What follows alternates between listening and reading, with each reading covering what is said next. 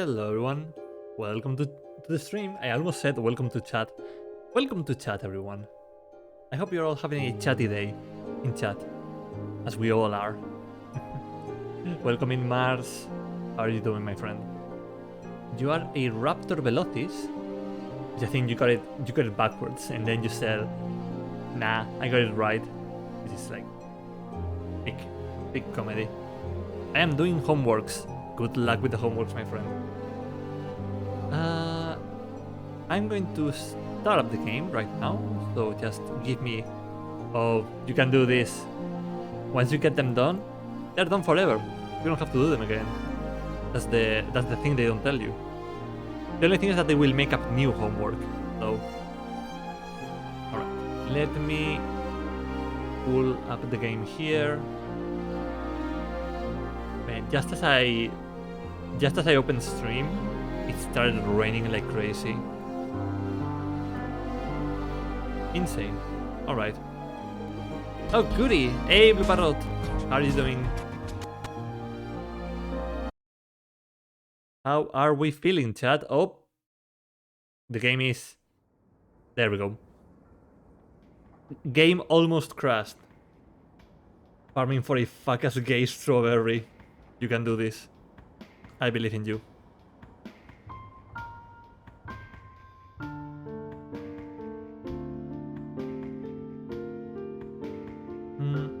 I can't wait for the rain. Out here the sky is beautiful and it's chilly and nice.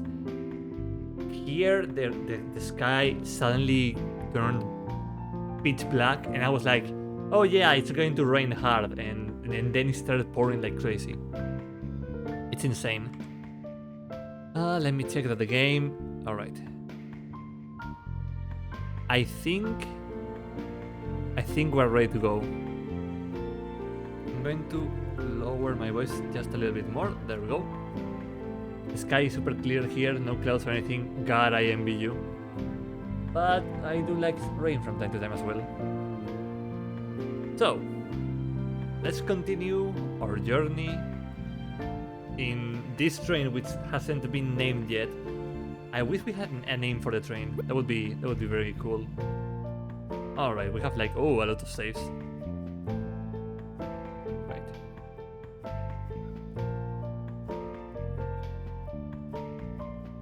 Too bad I don't go outside. You should go outside, actually. All right, let's have a listen to the radio. Embarrassment. Terrible. They are the worst team in the league. The whole coaching staff should be shot. Whoa there, Wally. Maybe a little excessive, no? How about we take another caller? Anyone else on the line? This sounds just like the morning sports radio in America. Wow, people sure are passionate about their favorite sports team, huh? It's just the morning sports radio. Maybe we can check back in the afternoon? First a woman was missing on her, another ring. And this girl just can't catch a break. Dark, are you streaming on the 18th? No, it's the 2nd of May. Why? They should be shot.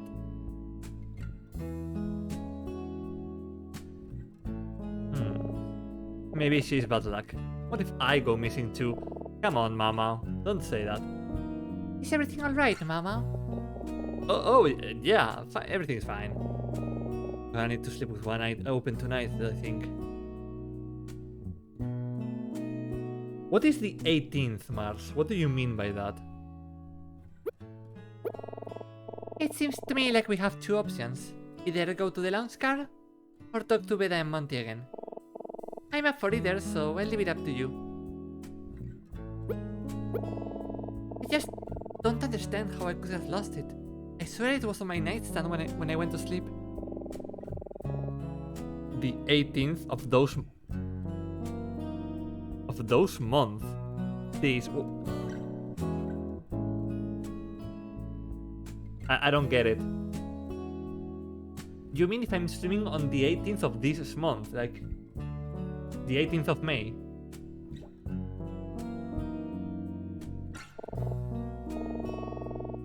That's a scary thought. I feel like I would have noticed if anyone came into my room, though. I'm not as heavy a sleeper as you are, Mama. Ugh, give me a break. Either way, we may not have it anymore, but at least we know what it said. To my beloved, AK. I wonder if it's really hers. Okay, the 18th of this month, I should definitely stream Trust. I will try to do so if I can. I don't promise anything. Mainly because this game is so short that we're probably going to finish it either today or next week. And after this, maybe I will start the Ace Attorney investigations. Nothing confirmed yet, just an idea that I'm throwing around out there. But I'll try my best. Don't worry. Alright. Gordon, an old friend of Martin's and a current Vendrekan senator. Because of his invite that this study trip happened in the first place. Right.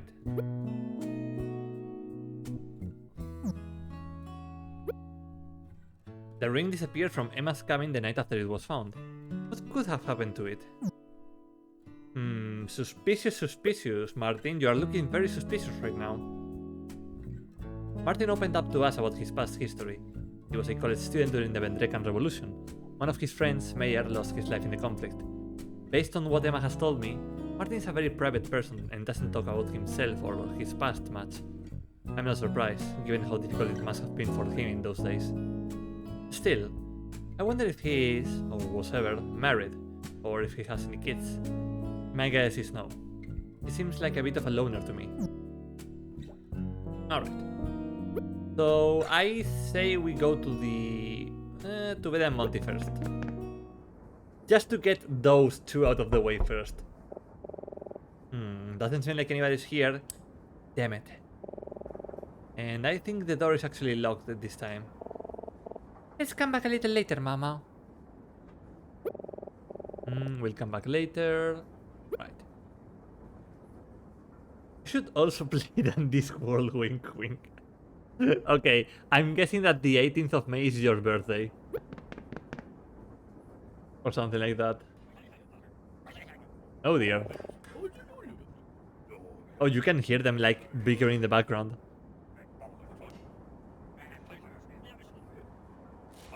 What's all that commotion?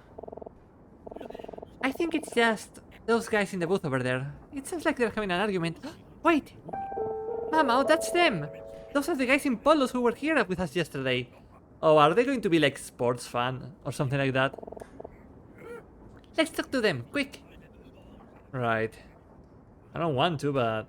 I don't know. I want to check the bartender. Well, the bartender's back. I wonder what sinister concoctions he's brewing up today. These guys sure are making a scene. What on earth are they arguing about? Alright, I'll speak with the men first. It's not a special day for me, but I have something on the 18th of May for you. Oh. Alright. Excuse me. Murmur. You're out of your mind. That's a coward's club. Excuse me, you two. Do you mind if we... That'd be ridiculous. You could never make that shot. When I bet. They are ignoring me completely. They're ignoring me. They seem to be ignoring us, Mama. Yeah, I got it. I got it, Emma. Yeah, I got that. Thanks. That's what I said. That's what I said. Murmur. They are just Minecraft villagers. Don't give me that sass. We need to get through to them somehow. Yeah. I wonder what the bartender has to say about those two.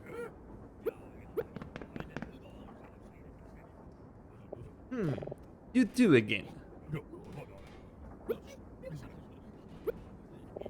These two have been bickering in here for over an hour. Most of the other passengers have since left, finding it too noisy. Naturally, this isn't very good for business. Even my strongest blend wasn't enough to make them cease their arguing. Tark is secretly a villager in Minecraft. Listen, Blue Parrot in chat can confirm that I make the best Minecraft villager noises. The bartender's voice is getting vampire. I'm trying to give it like an old mob, Italian mob sort of style, but it's just going into vampire stuff, yeah, huh? Yeah, absolutely. He, he has not been here today. Hmm.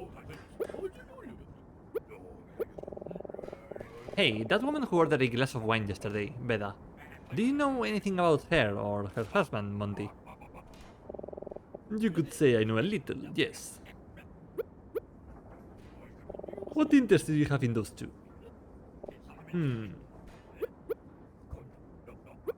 Come on, man. Speak to me. No, I have not seen any rings. Italian? La madre patria!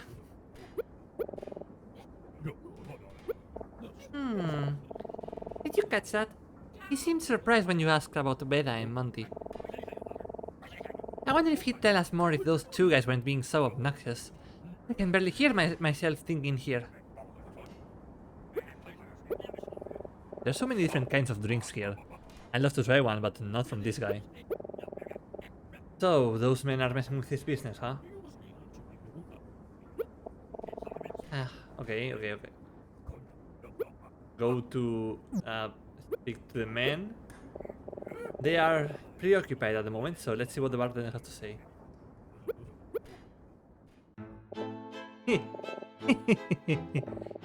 How about we make a deal? A deal? This guy is now named Giuseppe. No, so true. So true. The bartender Giuseppe. Oh no. What could he possibly have in mind? I need these two men to leave, so that my customers will return. I have been unable to get them to do so. If you can get them to go, I will tell you a secret about that couple, Beda and Monty. A secret? I can't promise this secret will be useful to you, but I suspect you will find it interesting. Well, do we have a deal? I don't know how much we can trust him, but we need to talk to those guys anyway, so... Deal. Talk to me after you have succeeded. Alright. Excuse me. My short game is far better than yours. Then why do you trip at every hole? Oh no, they are golf fans. They like golf. Oh no, let's kill them. Chat, execute these two guys. Excuse me. Oh god. What? What do you want? Can't you see we're talking here? What's the big idea, punk? Whoa, I'm sorry. It's just I've been trying to get your attention for a little while now. Is that so? Well, I apologize for my companion's utter rudeness. His manners are as questionable as his game. That put them in the submersible. My manners. Oh, I forgot his voice already. My game. Why, Iota. If you don't mind me asking, what were you two talking about? Oh, it's nothing important. My friend Palmer here seems to think his short game is superior to mine, when he can hit a green inside 100 to save his life. At least I can put, Dennis. You make a mockery of the greens with the amount of strokes you take. Mama? Do you know what they're talking about? Come on, my girl. What else would we be talking about? Golf, of course. Can you not tell by the way we are dressed? Oh, that does make sense. Straight out of Minecraft. No, yeah, so true. Also, their voices annoy me. Not their voices, their faces, their smugness. It annoys me. It annoys me quite a big deal. Anyway, you said you were trying to get our attention, yes? What do you need? Oh my god. He's definitely the leader. God clothes are so funny. The polo, the little sweater. I like this place a lot better yesterday, when it was quiet. You two were in the launch car around this time yesterday, right? Yeah, that sounds about right. Do either of you remember seeing me and another woman there? We were sitting at the booth. Let me think. Thinking. thinking? Nope. No recollections at all. But we were right there. You two were on that couch and... I'm very sorry, miss, but you have to understand. When Palmer and I are engaged in passionate debate, There's little else either of us will pay attention to. Chat, I do not like their smugness. Why do they look like that? Why are they smiling like that at me? Please stop. They look like the Roblox male face? Yeah, no, I can see it. Yeah, you're actually 100% right. It's very true. It's very true, miss. I'm already forgetting that guy's voice. for instance, yesterday I believe we were having a spirited discussion about which club is better of the two, the driver or the 3-wood. It's the 3-wood. With a 3-wood, it's fairways and greens all day, baby. The driver is too inaccurate. Me for a shank artist like yourself it is. Nothing compares to the raw power of the driver. Nothing. You're calling me a shunk artist. You're in the woods and have your drives. Hey, Shadow. It's me, the devil. Hola, Knight. ¿Cómo estás? How are you doing, Knight? Oh, my control disconnected. There we go. You gotta let the big dog eat, Palmer. He's hungry. The big dog is wild, Dennis. He can't be tamed. Mamá, ¿are they still talking about the golf? Estamos hablando con fans del golf, Knight. Nos queremos pegar un tiro. I'm fine now? Nice, nice. I have no idea. Hey, you. Why don't you settle this for us? What club is better of the two? The driver or the 3-wood? Oh no. Oh. It's the driver, baby. Let the big dog eat. 3-wood, play it safe. It's not all about distance. Okay, chat, do Excalibur cara, no literal. Okay, chat, what do we answer? What do we say? What? Can I save? No, I cannot save.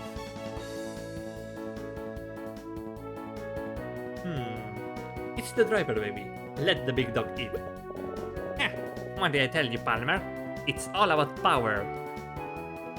It's about power. We stay hungry with the power all and on. And take what's ours. No, this can't be. Well, that settles that one, doesn't it? Good choice, kid. You have a promising career in this game ahead of you. Oh, Mama, I didn't know you spoke golfer. Golfer. I've never picked up a golf club in my life.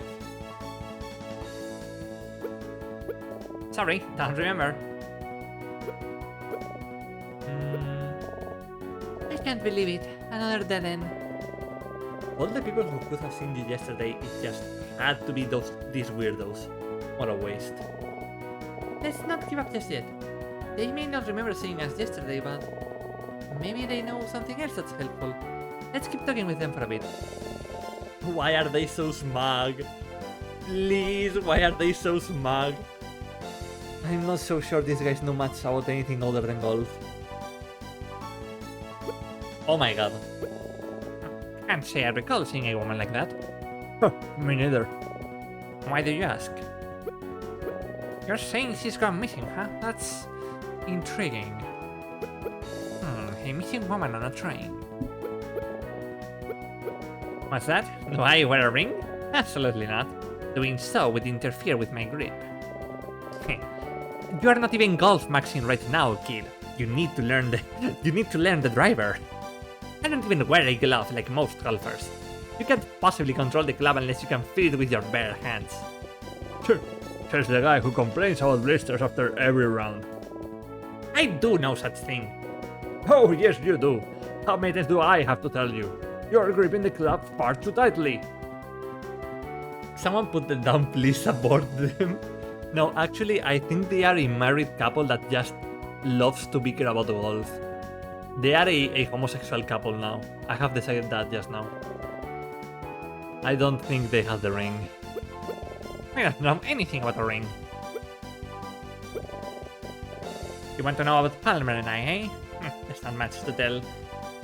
We got married, You think I was writing that, fact gods? In a golf club, straight up pitching it, and by it, let's just say, my tribble. Want to know about Palmer and I, eh? There's not much to tell. We got married on a beautiful, sunny evening. We're from London. Oh shit, they are from London.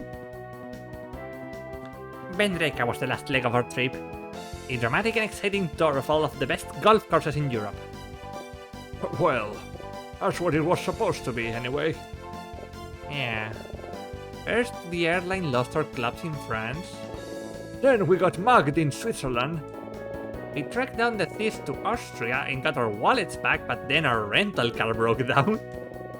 We hitchhiked with an elderly couple for a while, but they kicked us out somewhere in Slovakia for ruining their vacation. Finally, we walked across the hills for a few days until we were in Vendreka. Oh, and lo and behold, we came across the last golf course we intended to play on our trip. It was a miracle. At least it was, until it started thunderstorming. All told, we managed to play about 3 holes in 2 weeks. But what a 3 holes they were! I've never played with such consistency before, such grace. To bear this in an eagle. I hit every green, sank every long putt. I'll never play that great again in my life. Never! What do you think, Mama? I got nothing. What the fuck? How did they have the worst luck ever? And somehow the best luck as well. My boy failure husband and I saw you from across the bar. 3 holes speed smile. Their family held stock in the East India Company. Ball in the hole, as they say, or something. Why is golf such a homosexual leaning sport, but it's only played by like rich white heterosexual men? Chat, please support them. I got nothing. Jesus Christ. What an adventure these two guys had. What do you think, Mama? You fun. Palmer and I had quite an adventure, huh? You know, it was our honeymoon. Wait, there's no anime about golf? Make it and make it gay. Eh, an old man. I'm sure somewhere out there there's like a very homosexual looking golf anime. Heated golf.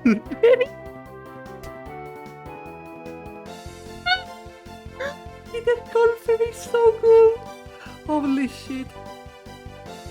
Eh, an old man? You see a ton of old men on the golf course, let me tell you. It's true. Golf is one of the few sports you can still play in old age. That's how I met my cutie. I forgot his name already. Dennis? Not Dennis. Yes, Dennis. I'll take that as a no. Nope, we've seen no old men here. Do I really want to ask them about golf? We might end up being here all day. I don't know, I really don't think this is a good idea. Surely this would be just a waste of time, right? You. Why did they log in? I have arrived. Why did they log in? Hola, Sean. Estamos hablando con fans del golf. Estamos haciendo headcanon de que son una pareja homosexual en su luna de miel. Every sport anime is basically a BL in a way. That is my love of golf. You. Who? Me? I can see it in your eyes. Do you see it too, Palmer? Yes. Yes, I see it. You? Want to know more about golf and homosexual tendencies, do you not? Oh no. Oh no, no, no. Well, there's nothing we can tell you. There's not? Golf is a game about feel, kid.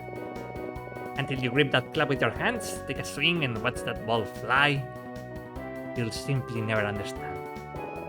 It would be a waste of time talking golf with an amateur such as yourself. That's right. A complete waste of time. I couldn't agree more.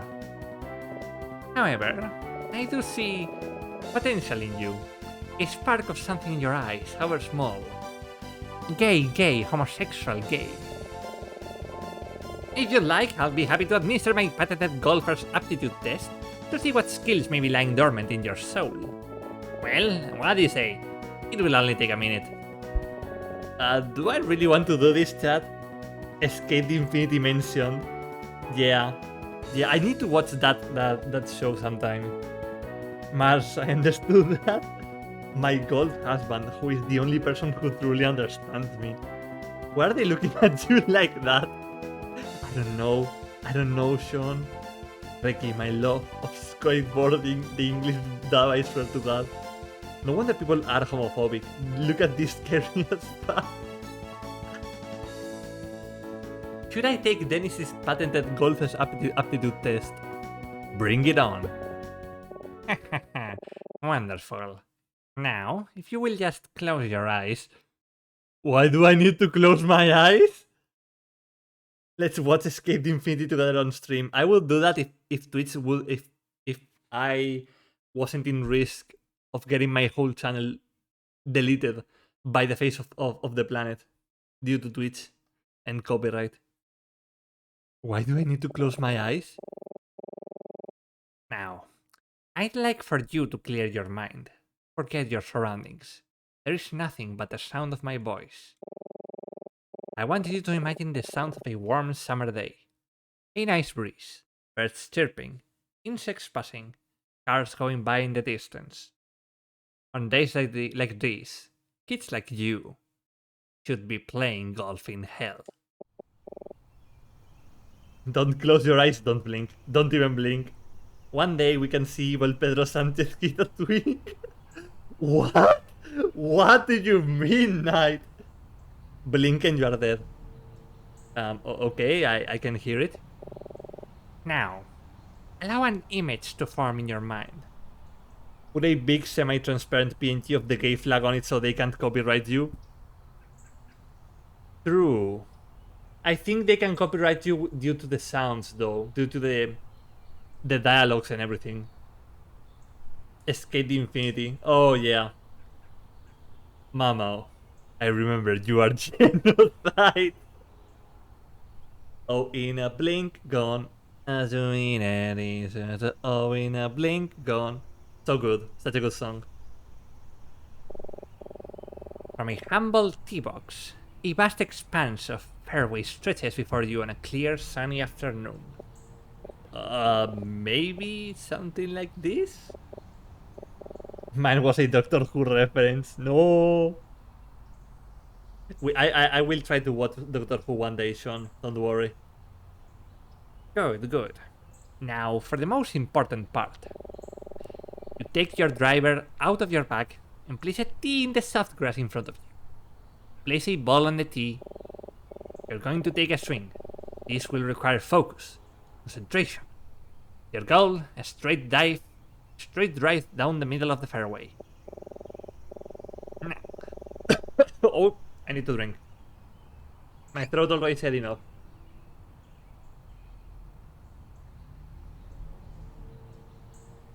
Look at the evil Korean twink stole my reference. So true. No, in a blink gone it's not Lucas song, it's Still's song. I think. Now, imagine the form your swing will take. You must perfectly time the moment of impact, achieving the perfect balance of power and precision. Straight, loud, incorrect button, so true. Can you visualize what such a thing may look like in the abstract? I don't know. How about something... Wait. Oh no! Oh no! I'm back in Yakuza 3! No! No! Aha, perfect. The moment is almost at hand. That evil twink will suffer. When you feel the timing is right, swing. There will be no delay, no hesitation. You have just one shot to get it right. Remember, golf is a mental game. Don't overthink it. Just feel it out. Well, are you ready? This is, I think. Yakuza has prepared me for this. Why is the music giving Pokemon vibes? Actually true, yeah. This is really stupid, but I won't back down from my challenge. I'll show you. Just you watch. Alright, let's do it. Oh my god. What do you mean focus? Alright. Let's just take a second to collect myself. I need to take a nice easy swing. Man, what if I miss? Never swung a club before. Oh no. I'm overthinking it. Damn it, he warned me not to. Why didn't I just take the shot? It's no good. Need to go for it.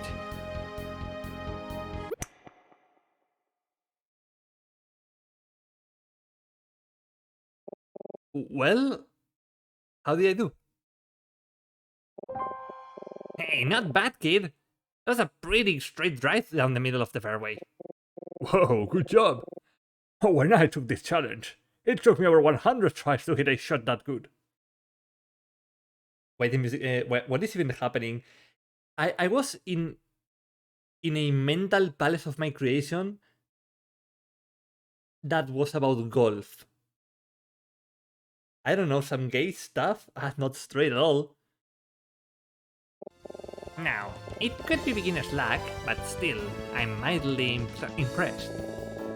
There may be a future for you in this game, after all.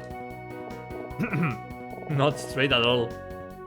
Wow, great job, Mama. Who knew you were such a natural? Maybe I should invest in a set of clubs. Okay, Knight. Apunta que te pida dibujar a mamá con un palo de golf. Wait, what am I saying? No, we need to stop getting distracted. Oh my god. Alright.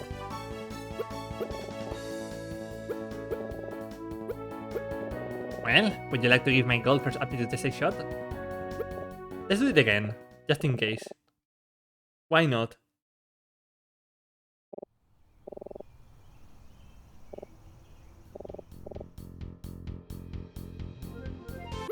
Ah, fuck it.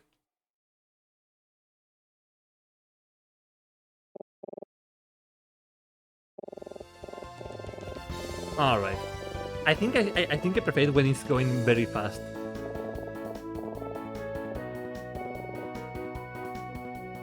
Okay, what do we do now?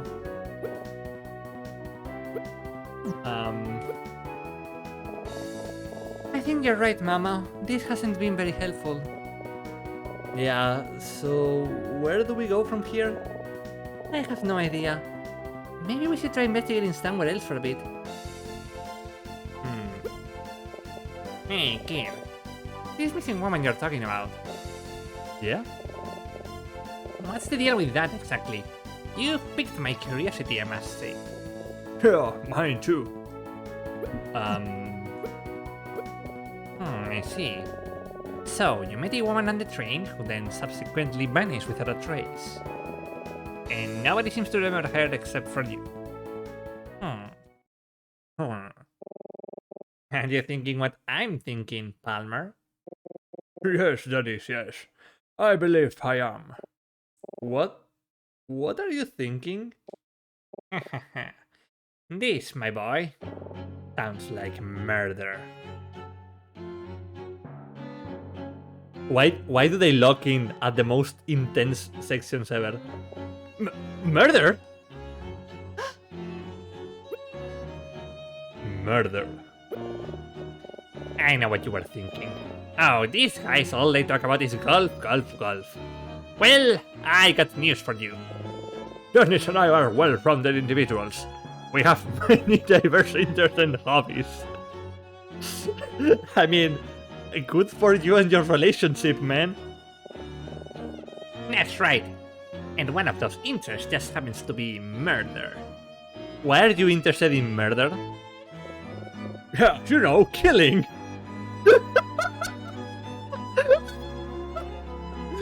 Yeah, you know, killing. No, don't give me that look. I'm just interested in the subject, that's all. We don't do any killing ourselves now. That would be crazy. Oh no, they are Unresolved Cases fans, one of those. Why do I not feel reassured? You see, Palmer and I have spent many years thinking out the perfect murder. We've read hundreds of detective stories, seen all the good mystery films, researched countless real-life cases. Many such stories involve trains just like this one, you know?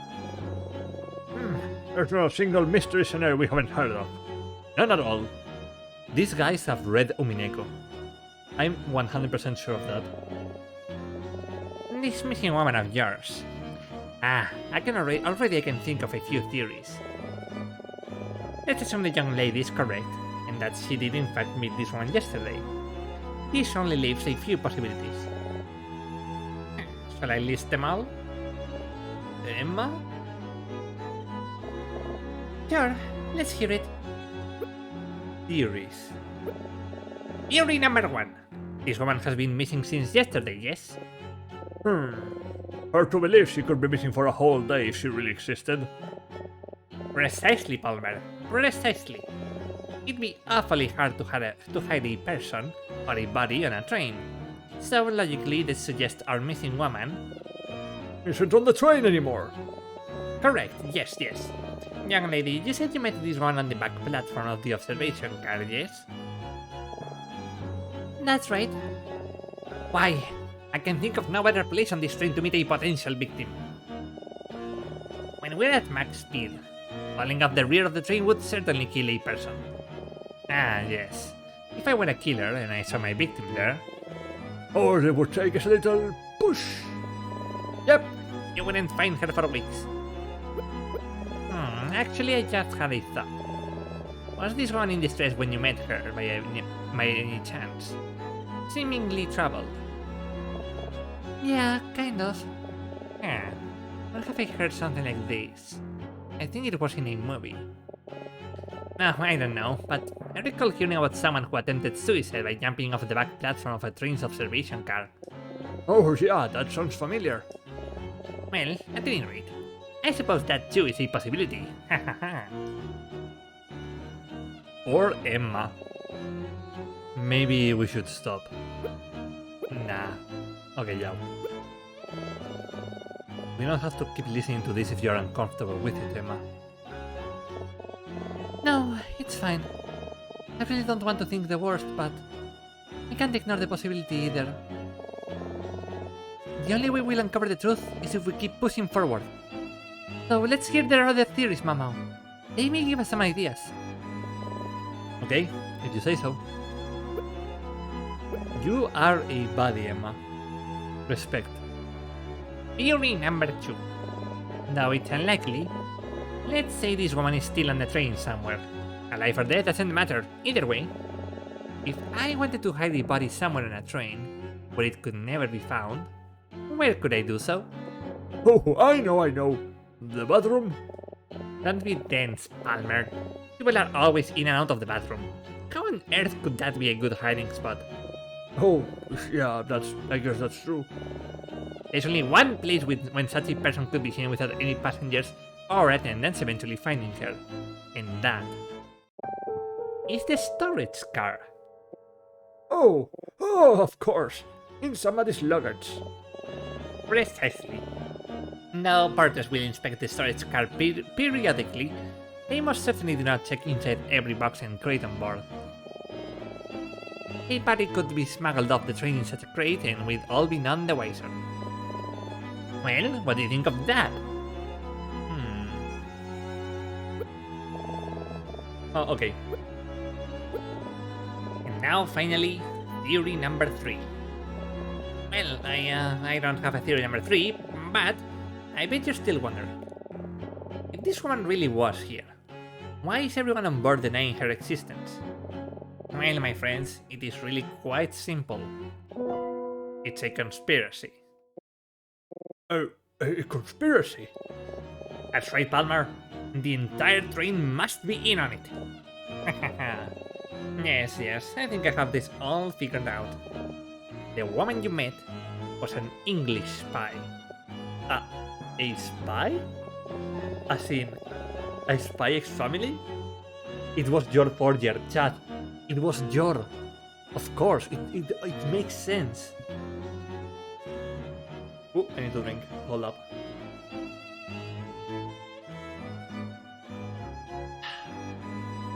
Yes, a spy. Collecting information on the nefarious plans of the Vendrekan government on behalf of Her Majesty the Queen. And straighten thy back. Thank you, Knight. Course. Gasp. I can see it so clearly. This woman has been a target of the Vendrekans for weeks. But alas, they couldn't get to her before she boarded the train. So they had to improvise. All of the train attendants, even the bartender, maybe even the passengers, they are all Vendrekan agents. Every last one of them is in on it. No, they couldn't prevent this poor girl from meeting the woman before they offed her. They could just pretend she never existed.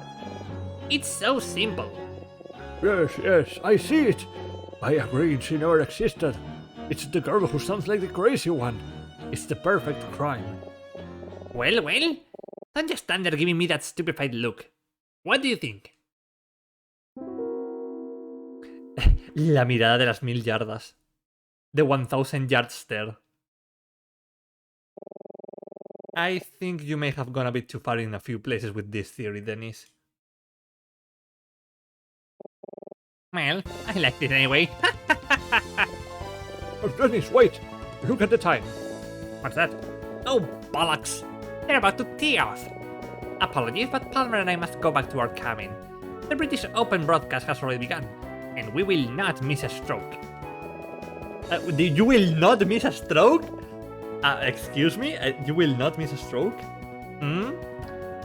Oh, thank you for the lurk, Mars. And hydration from Sean.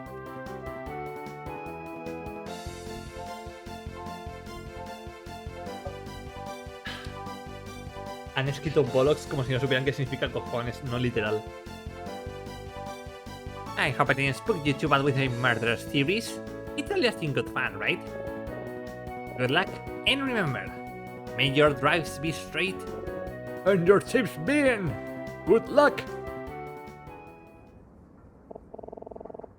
Well, you can't say they are lacking imagination. I guess so, but was any of that helpful?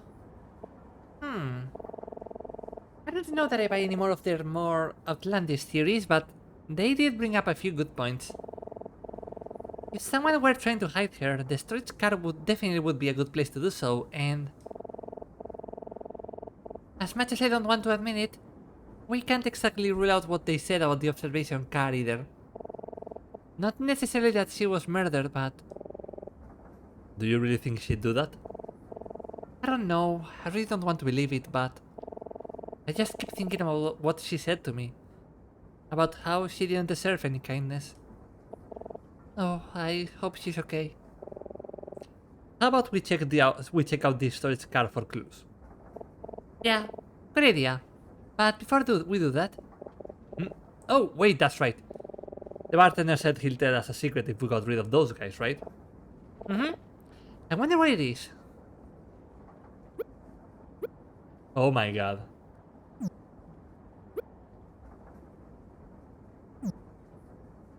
Oh, I hope I don't have to speak to those two ever again. My throat is so tired from doing their voices. I have nothing to say to you. Oh, the old man. Oh, excuse me. Mamo, I think that was him. The old man I saw yesterday. That wasn't how I was expecting that conversation to go. Detective? Oh, hello again, you two. How's your investigation going? Hold on a second. You speak now. The sound of silence. Music to my ears. Thank you. Now, the secret. Those two, the wealthy couple, are not as wealthy as they appear. They are not? They were at one time, sure, but now? No, they're most certainly broke. But If they are broke, how can they afford such a luxurious suit? I assure you, appearances can be very deceiving. The husband, Monty, some time ago he was rather well known in Vendreka as a performer. Sometime later he was well known as a tabloid curiosity. And now, well, now he's not much known at all. What kind of performer was he? He was... I've said enough, I think. Oh, come on, tell us. No, I think that will do. Come on, Mama, keep pressing him. He has to tell us. Persistent, are we? It's not like it's a big secret. If you intend to continue investigating, I suspect it will become quite obvious what the man's profession was. Alright. How about this? Another deal? I will soon be going on break, but later this evening, I will be back in this spot. When I return, if you can tell me the man's former occupation, I will tell you the rest of his sad, pathetic story. Is that all? What's in it for you? Nothing for me this time. To tell you the truth, I'm just having a bit of fun. It's up to you. If you'd like to know a little more, well, you'll know where to find me. Alright. I wonder how Detective Dalton's investigation is going.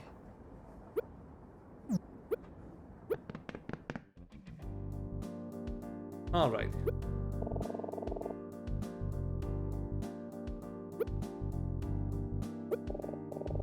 Well, as you both know, I'm trying to speak to everyone on the train as part of my investigation.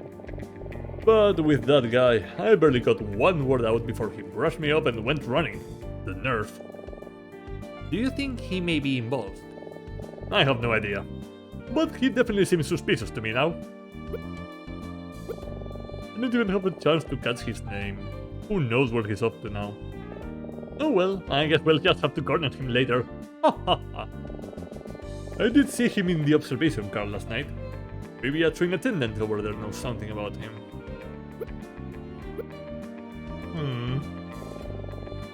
I guess that means it isn't going too well. So, how about your missing woman? Has she turned up? No, not yet. That's too bad. Looks like neither of us are finding much success in our investigations, huh? Well, don't give up. I believe in you. I know you can figure it out. Oh, no. I didn't mean to go here.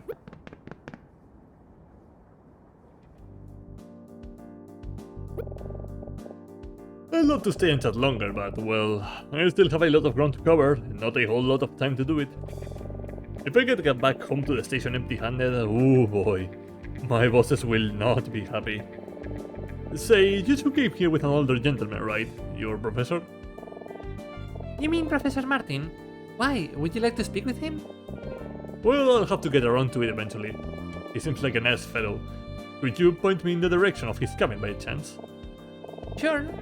He's in the third sleeping car, in the last cabin. Fantastic, thank you. Good luck, you two. Knock him dead out there. There he goes. I'd like to find out a little bit more about that old man. Well, it looks like we have a few more options to consider about where to go next now. Dennis suggested that the storage car would be a good place to hide the person, so we should definitely check that out. That old man was apparently hanging out in the observation car last night too. Maybe we can find some clues about him there. Oh, and don't forget that we still have to try talking to Bella and Monty. Especially now that the bartenders agreed to tell us more about them. If we can figure out Monty's former job. It's up to you, Mama. Where do you want to go first? Okay.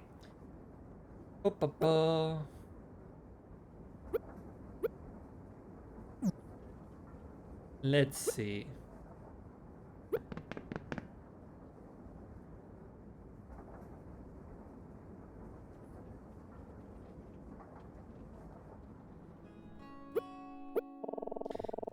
Yeah, 3 possibilities. The storage car.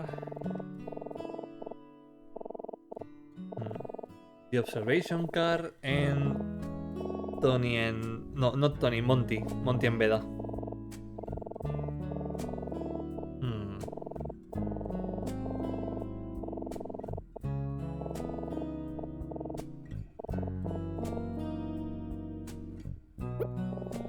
Alright, let's have a listen.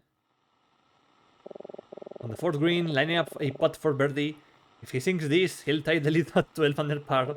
And here's the putt. Oof, he misses wide. 3 inches to the left of the hole. Not a strong effort, misread the break badly, and he'll still have a tester in order to make par. Now let's jump to 3, where Phil is looking to extend his lead with another birdie putt.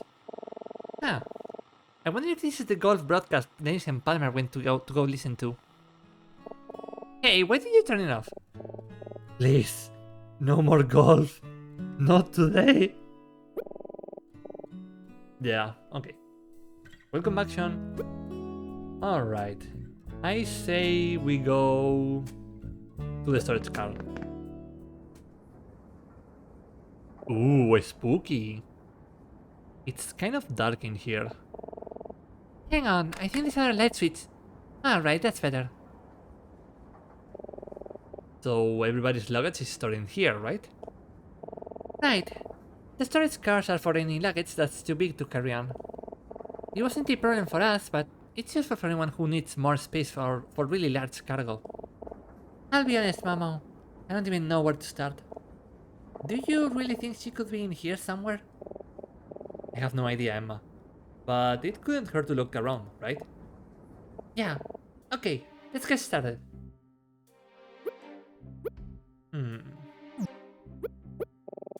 Man, there's so much junk in here. We better make sure we inspect its side thoroughly.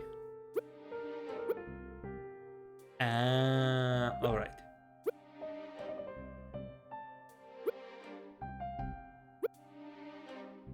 Chair. Nothing interesting.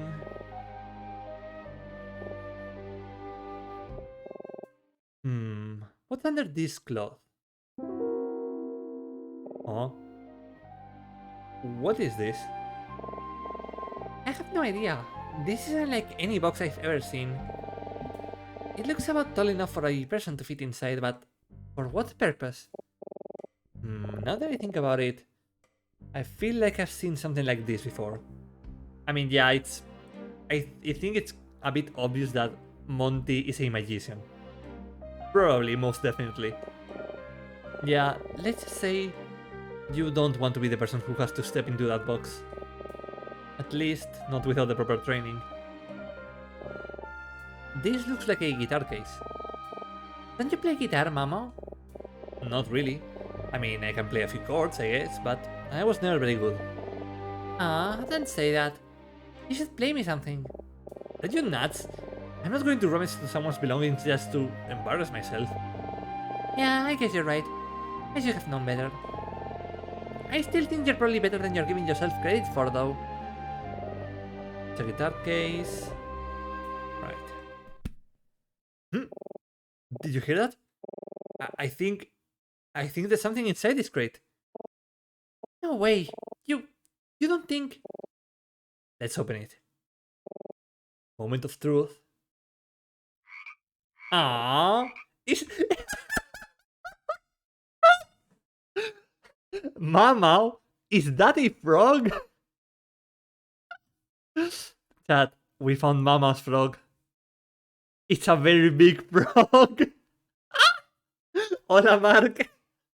Welcome to the stream, Mark. No, not again. It's happening again, chat. I believe that's a toad, Momo. Frogs are smoother and slimier. Not what we're looking for, then. Ribbit. No, not exactly. He's kind of cute, though. A new friend. Not what you were looking for, but it was fun. There was a frog, I mean a toad in this crate. Otherwise, it's empty. What on earth could this possibly be? Oh my god.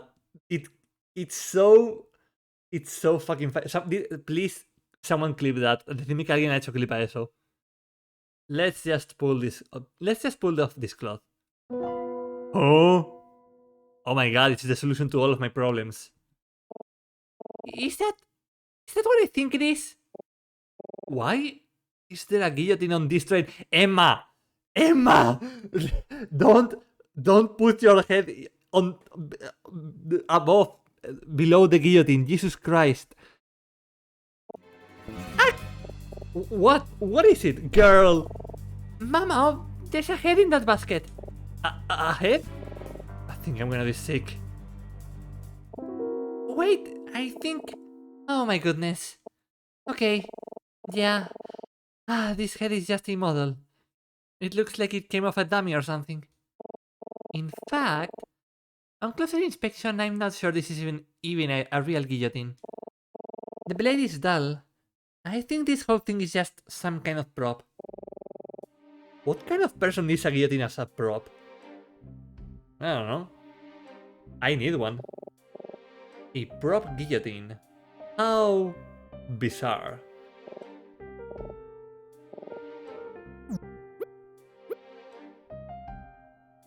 Right. Oh. 2 sets of golf clubs. I guess these belong to Dennis and Palmer. But didn't they say their clubs were stolen by the mafia or something? Maybe they bought new sets when they finally got to Vendreka. As a souvenir. Whatever this is, it's pretty big. Help me pull off this cloth. Oh my god, bro. This is a cage? What do you think it's for? It looks big enough to hold a large animal, like a tiger or something. If that's what it's for, then where's the tiger? Unless... It escaped? Mamo! Over there! What? There's nothing there. Hehe, I'm sorry, that was mean. Hydration, gracias, Mark.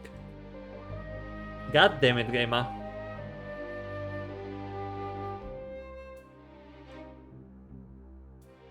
La tipa llegando y asustándonos con un tigre falso. Una real.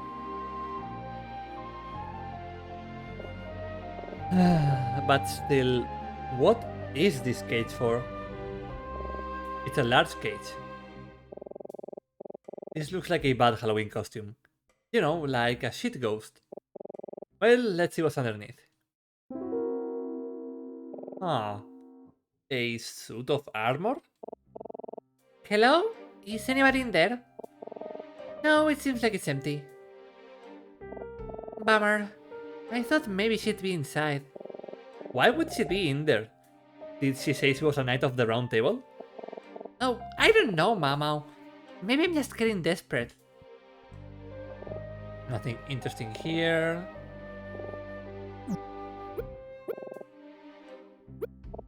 Hey, Mamo. Do you think there's anything odd about all of these things that were underclothes? Is that a joke? No, I mean, do they have anything in common that you can think of? Anything in common?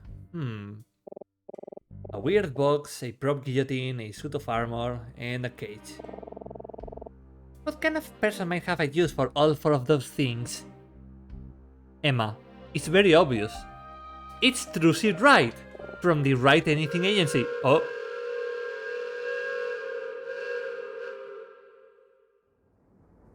Yeah, I'm scared. Oh my goodness! That scared me half to death. Jeez. Right? I knew train whistles were loud, but that was completely deafening. I guess it makes sense though. The storage car is pretty close to the engine. Hey, you two, what are you doing in here? Oh. Huh? What? I think he's a porter, Mamo! Both of you, show me your boarding passes, now! Our boarding passes? Who just carries those around? Mr. Porter, sir. We left our boarding passes in our cabins. We're just looking for some of our luggage. So you two are legitimate passengers then? I sincerely apologize. It's just, I've been really on edge lately. What with all the stowaways. Stowaways? Yeah, woo, that's my goat! That's right. Stowaways. Oh, it's become a real problem lately. I can't tell you how many people we found hiding behind luggage in here, trying to hitch a ride to London. Some of them have even gone as far as to steal our sports tickets. Can you believe that? I mean, gosh. Are you really that desperate to go to London? The weather there is awful. And don't get me started on the food. Well, anyway. I'm sorry for blowing up at you. Is there anything I can help you with? This guy looks pretty tough. Definitely don't want to get on his bad side. Hey fella, what's up? What's with that look, buddy? You're kinda creeping me out. Oh, we made him sad. You know, we porters aren't supposed to be security guards. Our job is to load and unload luggage, and yet... because of all the stowaways out lately, I have to be constantly on alert. And when I see one, it's wobble, bob, bam. You beat them up? Well, no, I usually just alert the police at our destination and have them apprehended when we arrive. Still, it's just such a hassle. You mentioned that some stowaways have fake or stolen tickets, right? That's right. The crafty ones realize it would be awfully hard to stay here on a train for the entire ride, so they come prepared. Usually with some kind of fraudulent ticket. They'll then pretend to be legitimate passengers. Awfully crafty, but not crafty enough. You see, I am always carrying around a list of registered passengers, so it's very easy to cross-reference a suspicious passenger with the list. Of course, that only works if I'm able to identify anybody that's acting suspicious. Which isn't all that often, if I'm being honest. Say, how about this? I'm sure you've met plenty of people on this train, no? If you meet anyone suspicious, tell me their name and I'll cross-check it with my list. Maybe we can catch a criminal in the act. You have any ideas of who to ask him about Mau Mau? I can think of a few people. Oh my god, everyone.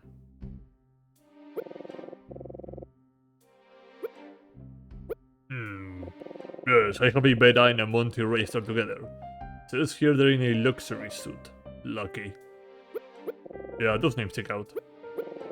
I don't have a Daltrey registered, but you're talking about that detective, right? What an ordeal that was.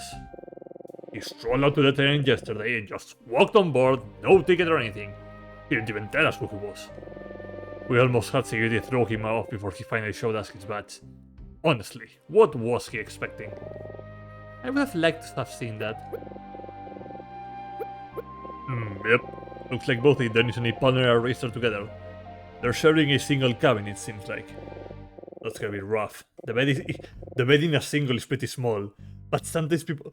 I mean, sir, they are sharing one bed because they are a married homosexual couple.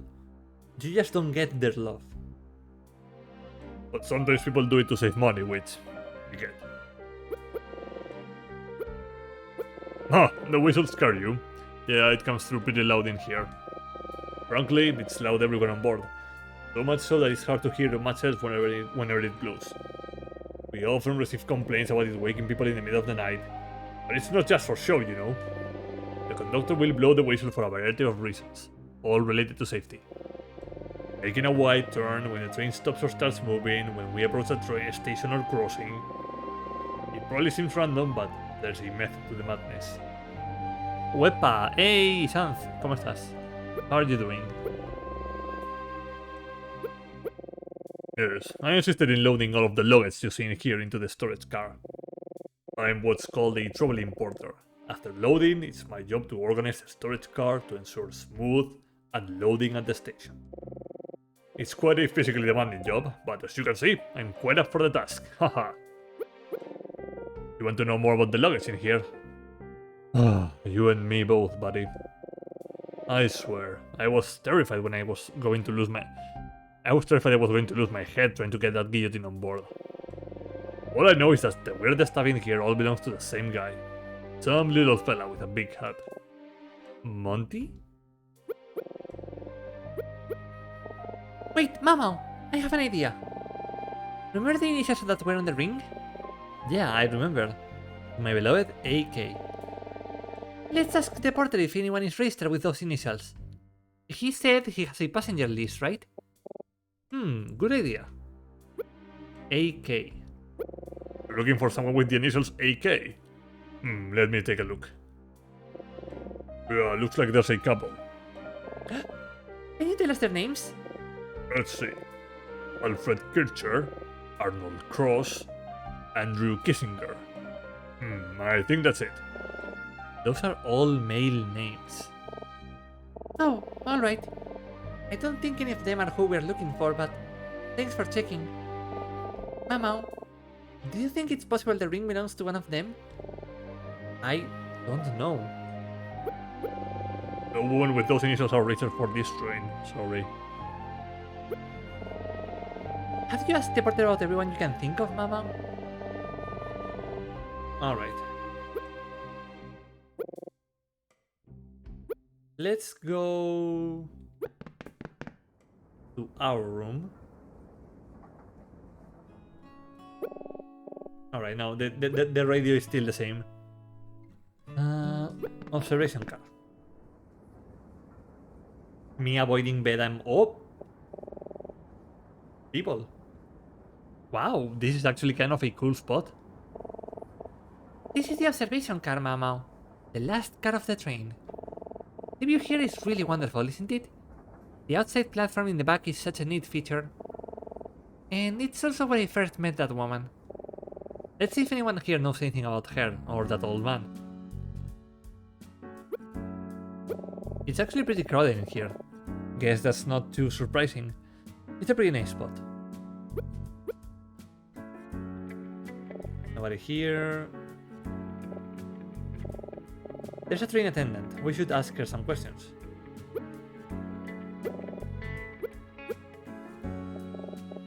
Hey, peace and love, man. Peace and love. I'm sorry, were you talking to me? Sure, man. Peace and love. Come on, say it with me. How about I just think it? Well, alright, if that's what floats your submarine. Peace and love, peace and love.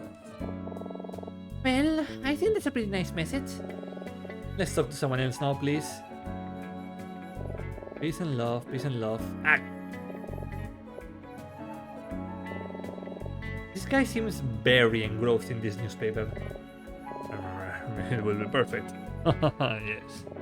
I just need to meet one man on this train who hates someone in his life as much as I hate my father. What? Yes, then we can simply trade murders. Oh yes, we could never get caught. Mama, do you think we should talk to him? I think we should keep our distance from that guy.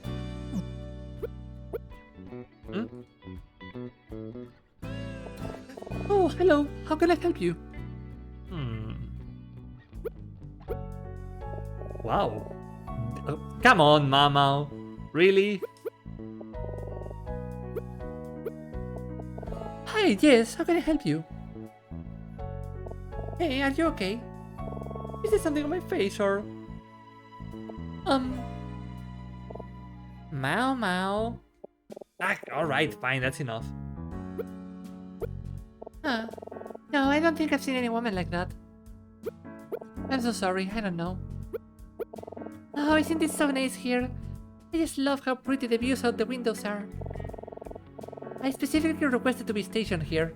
It's my favorite place on the train. This is my favorite place on the train. It's sure to become mine too. Oh? Emma is silently judging us. The outside platform is a really unique feature of this train. They were common many years ago, but today it's very rare. Do you think it could be dangerous? Dangerous? No, I wouldn't say so. The guard railing is pretty high. You'd have to really try to fall off. Granted, if you did, you'd probably be seriously injured or worse. But I don't think it's very likely. Breaking lurk to say, I'm with Emma. Yeah, I'm with Emma too. Also, thank you for lurking in Pickle Woodland. Hope you're having a nice Saturday evening. An old man? Can you describe him for me? He's kinda short, grey hair, wearing a brown suit, I think. Oh, you must mean Mr. Fisher. Mr. Fisher? Fisher. Mr. Fisher was here last night. Oh, he's such a sweet man. What can you tell us about him? Oh, we talked for what felt like hours last night. He's a real charmer. He told me he's going to London to see his daughter and her family.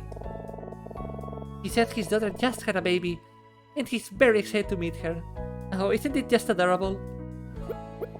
Oh, you're looking for him? Well, I'm not quite sure where he's staying on the train, but you should come back here in a few hours. He told me he'd come back tonight. I asked him to tell me where he grew up. I think he said he's from Cambrica. Oh, I just can't wait. Cambrica, huh? Is it just me or the guy at the right kinda resembles Colombo? I mean, kinda. It's just the typical beige suit, you know. But yeah, I can see the similarities. You lost a wedding ring? Oh no. How are you going to propose now? No, the ring isn't mine. It's just something we found on the train and then lost again. Oh, phew. You would have been in some serious trouble if that were yours. I haven't seen anything like that, but I'll keep an eye out.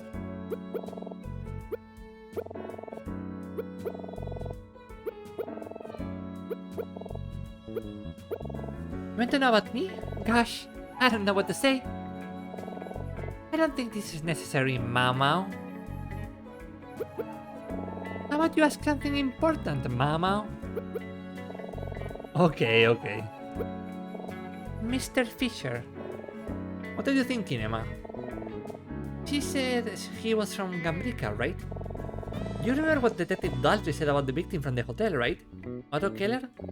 Oh yeah. He was a Gambrican immigrant, wasn't he? I wonder. There's some sort of connection. I don't know, Emma. There's probably thousands of Gambrican immigrants in Vendreka. Yeah, you're probably right. Still, we need to talk to him. I wonder if there's anything else the attendant can tell us about him. Hi there. He really is such a sweet old man. I can tell he really cares about his family. There was one thing I wanted to ask him though. Before he left yesterday, he said something I didn't understand. He said something about someone named Alma. Maybe it was his daughter's name. Oh, I just can't remember. But isn't that such a pretty name? Yeah, very pretty. Emma, are you okay? Alma. Alma! That was her name, Mama! I remember now. Her name was Alma. The missing woman? Yes, I'm sure. Ah! Oh my god, what happened? ¿Quién ha sido? Uy. Pedro! Welcome to the stream, Pedro. Bienvenido al directo. Creo que es el Pedro de la TGL. Ay, bienvenido, gracias por el follow. Thank you for the follow. Y espero que esté yendo bien el sábado. Okay, All I could remember after yesterday was that it began with A, but hearing it now, I'm certain it was Alma. I can't believe it. Alma. You said Mr. Fisher mentioned somebody named Alma. You're sure? Yep. I'm sure he must have been talking about one of his family members, but I can't remember. Someone named Alma. Alright. You're certain the woman you met was named Alma? I want to trust my memory, but just don't know anymore, Mama. Is it possible I heard Fisher mention the name to someone in the lounge cat yesterday, and that's what I'm remembering? I think you should trust yourself, Emma. I'm sure you're remembering right. Yeah, you're right. I know what she told me. I can start doubting myself now. Let's stay focused. We need to talk to Fisher as soon as possible. It's still early, we should keep investigating the other cars until tonight, when he comes back here. Who knows? Maybe we'll run into somebody else who could tell us something about him, or Alma. Thank you for your time. No problem. If you need anything, you know where to find me. Alright. Speak to... Alright. Let's go back to the storage car because we have a couple of names now.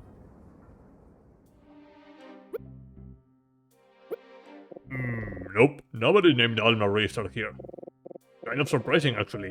That's a pretty common name around these parts. Fisher, Fisher, Fisher. Nope, no Fisher here. There's an old man who told one of the train attendants his name was Fisher. You are sure there's nobody with that name registered? I'm completely sure. The list doesn't lie. Do you know where this Fisher is now? No, but we're told he might show up in the observation card tonight. Good to know. Maybe I'll have a little talk with him tonight. Heck, maybe I'll even bring that detective with me. I wonder what Emma thinks about this development. I should ask her once I have nothing left to ask the porter about.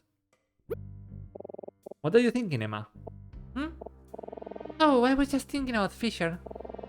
There's just so many strange coincidences about him, you know? He's from Cambrica, like the murder victim from the hotel. He knows someone with the same name as the missing woman. And to top it all off, he might not even be registered for this train. Just who is he? Well, I guess we'll just have to ask him ourselves when he stops by the observation card tonight.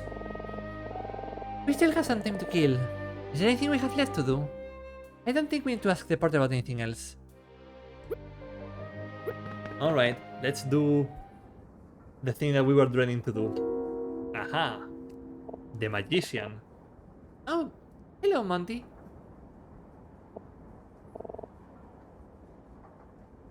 How are you doing? Doesn't look like Veda is here.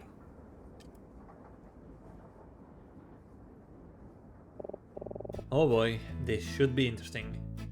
I'm going to save.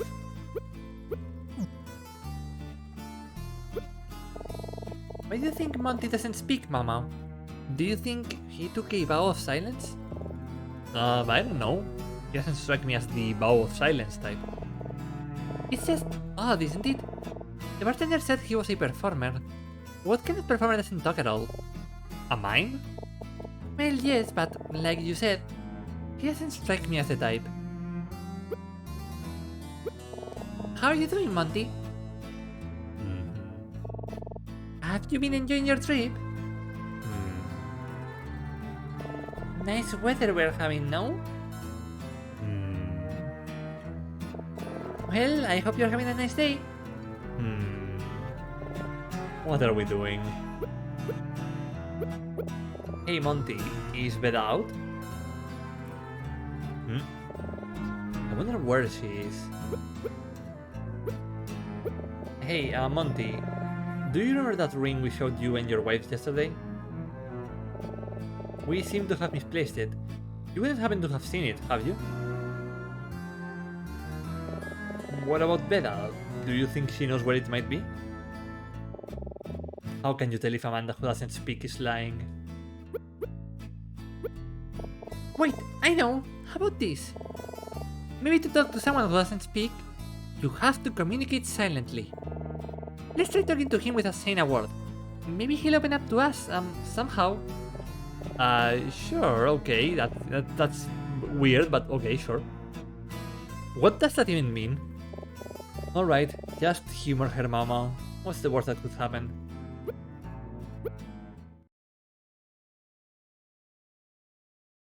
The 1000 yard stare.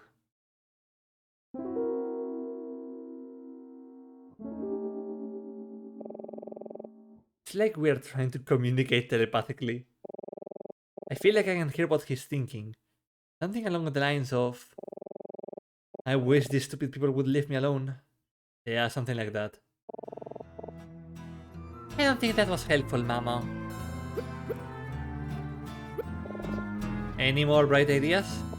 Hey, at least I tried something. You can't fault me for thinking outside the box. I don't hate you coming up with any better ideas. Well, she has me there. While we're here, maybe we could have a quick look around. You don't think Monty will mind? I mean, what's he gonna do? Tell us to stop? I guess not. But still, let's not go too far. I don't want to invade their privacy. If you see anything interesting, maybe you could try asking him about it.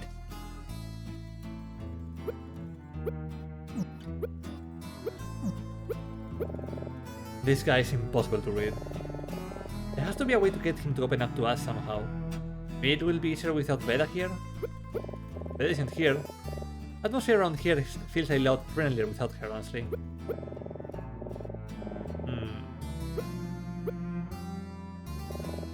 A deck of playing cards. Maybe Monty's a professional gambler.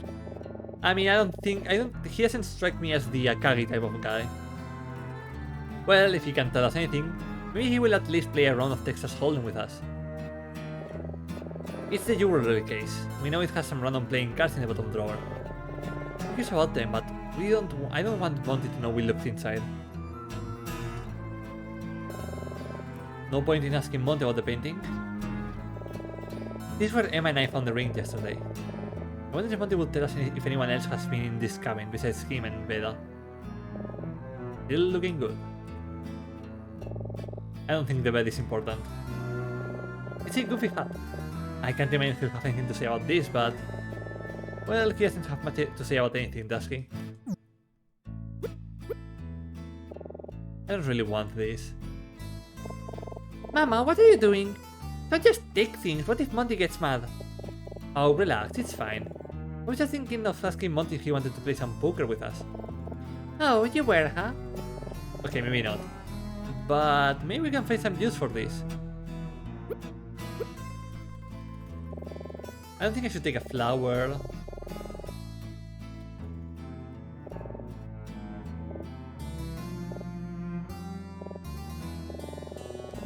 I wonder what kind of hairstyle Monty's got under that big hat.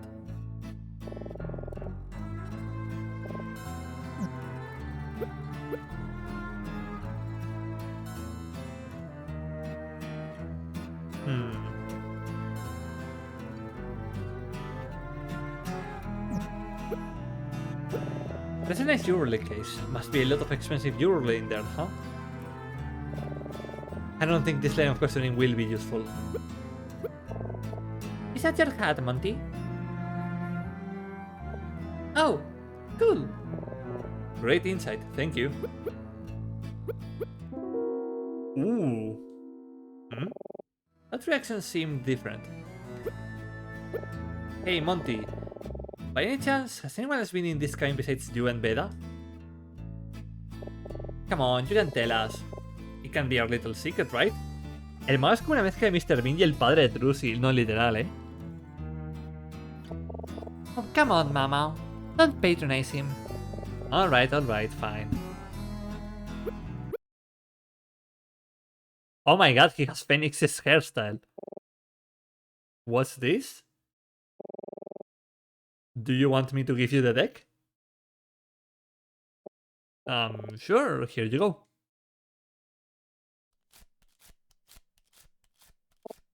He's shuffling the deck?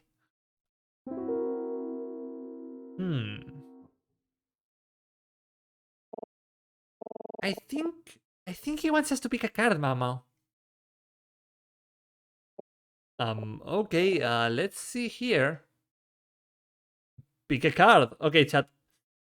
It is known that all magicians react like dogs when you show them a deck of cards. Absolutely. Okay, chat, which card do we pick? I think I'm going to go with the ace. I picked that one. The ace of clubs. I always knew it was the hat. Oh, Mama, I know what this is. It's one of those card tricks. We picked the card without him knowing what it was, and now he's shuffling it back into the deck. I abstain. Okay. And somehow, miraculously, he'll be able to find your card again. How did you know? Well, what do you know? He got it. And that was it. He found it. Oh, that's incredible, Monty. Aww. Roxy does it better. True. But Roxy, he does it a little bit gayer. Whoa, he is legit. Oh, Monty. Oh, my aching head. Boo! Get out! Boo! Monty, this migraine is so painful.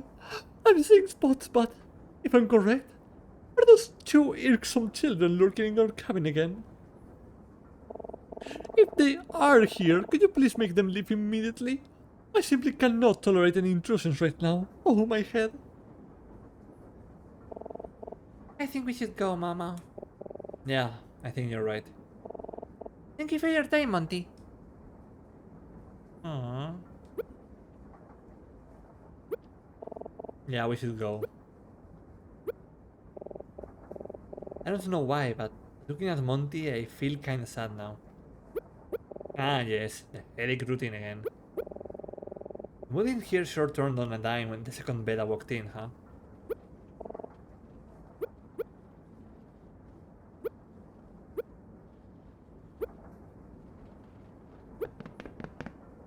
Poor girl, shut the fuck up. Poor little meow meow Monty. No, yeah, that's true. Oh gosh, look at the time. It's starting to get a little late. Maybe the bartender is back in the lounge car now.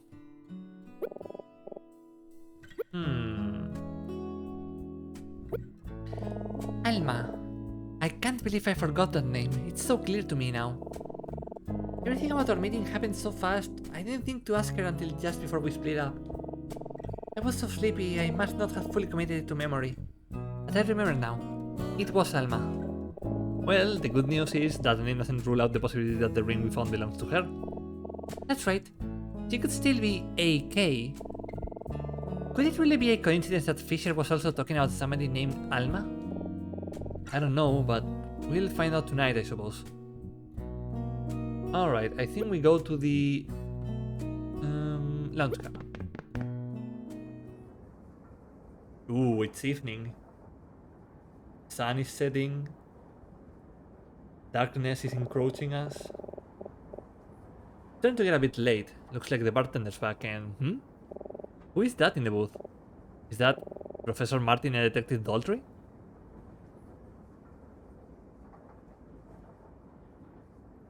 Oh, hello you two. How are you both? Hi, Professor. I'm doing well, thanks for asking. Yeah, all good. Was that the detective you were just talking to? Oh, yes. He came to see me about an hour ago. He's still investigating the case from the hotel, you know. To think this train might be connected somehow. Frankly, it all seems a bit fantastic to me. My understanding is that he intends to speak with everyone on board. So I invited him to speak with me here, over some coffee. How's the investigation going? Did he tell you much about it? No, not all that much. And I'm afraid I wasn't able to be of much help. I only know as much about the incident as the police would tell me that night after all. If I had to guess, I'd say he doesn't have any mini leads. It's entirely possible he's been on a wild goose chase this whole time. Still, he is quite determined. He just left to look for more passengers to speak to. I'd say I hope he finds what he's looking for, but... Well, I suppose I'd rather he didn't. After all, I'd feel much better if this train didn't have anything to do with the murder. I'd probably feel better with a more competent detective on board, if I'm being honest. Oh, what was that weird look, Martin? Well, I'll be going to my cabin now. Is everything alright, Professor? Oh, yes. I felt a tad under the weather these past few days. I do hope I'm not coming down with something. It's nothing to worry about. Don't stay up too late, you two. We won't. Good night, Professor. Good night. Good night. Alright, Mama. Let's talk to the bartender.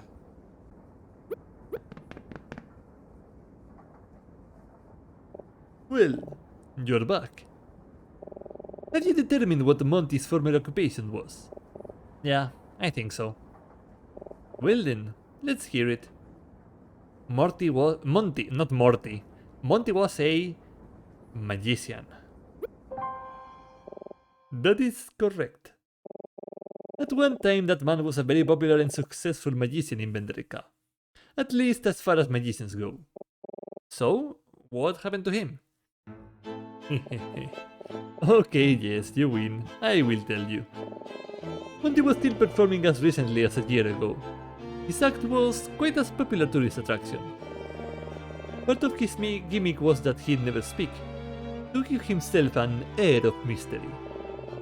His act was mostly standard tricks, impossible escapes and such. But one night, something terrible happened. While some magic tricks look dangerous, the audience typically assumes there are plenty of safety precautions in place to prevent injury, but while that's largely true, many tricks actually are quite dangerous and require pinpoint timing and skill from the performers. One night, Monty's show was running late, and in his haste to get on stage, he neglected to perform a routine safety procedure. As a result, the poor fool became trapped in a box that was to be crushed by a large weight. He very easily could have died. When he realized he could not escape, he actually shouted for help from inside the box. The assistant pulled the box to safety moments before the weight came crashing down. I suspect help was the first word Monty had uttered in years. It took them an agonizingly long time to pry open the box, with Monty begging for his life the entire time.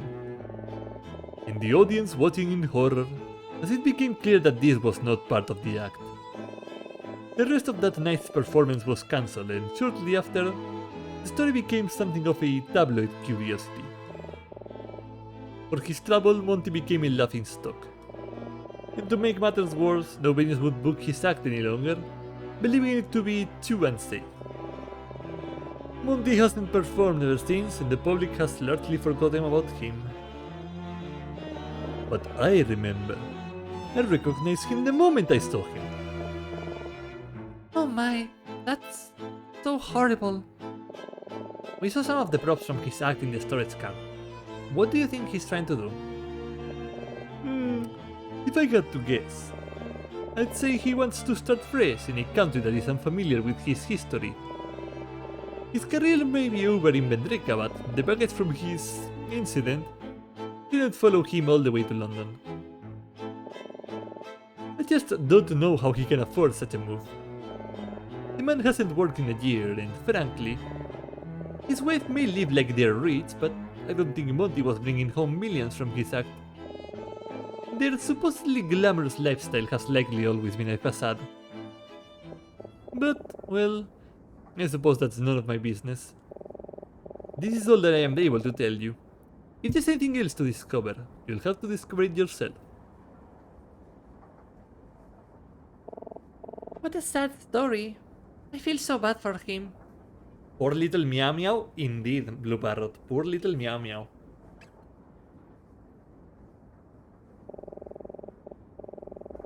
It sort of raises more questions than it answers, though. And we still don't know what Beda and Monty have to do with Alma, if anything. Yeah, there's still a piece of the puzzle missing. But at least we're making some progress, right? It's just about nighttime, Mama. Do you think Mr. Fisher might be in the observation car by now? He's the last person who may have seen me and Alma together.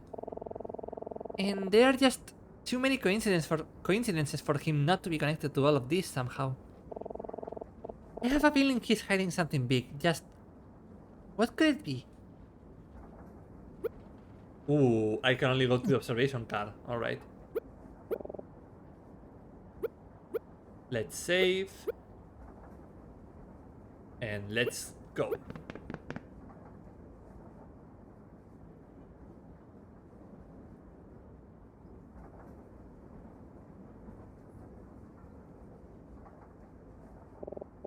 There he is, right on schedule.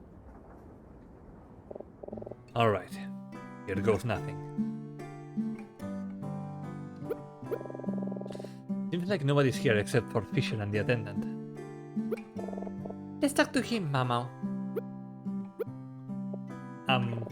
Excuse me, sir? Yes, can I help you? You're Mr. Fisher, correct? How do you know who I am? Oh, these two wanted to talk to you earlier. I think they were looking for something.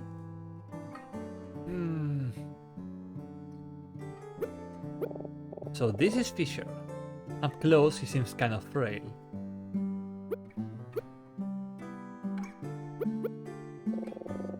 I don't know what you're talking about.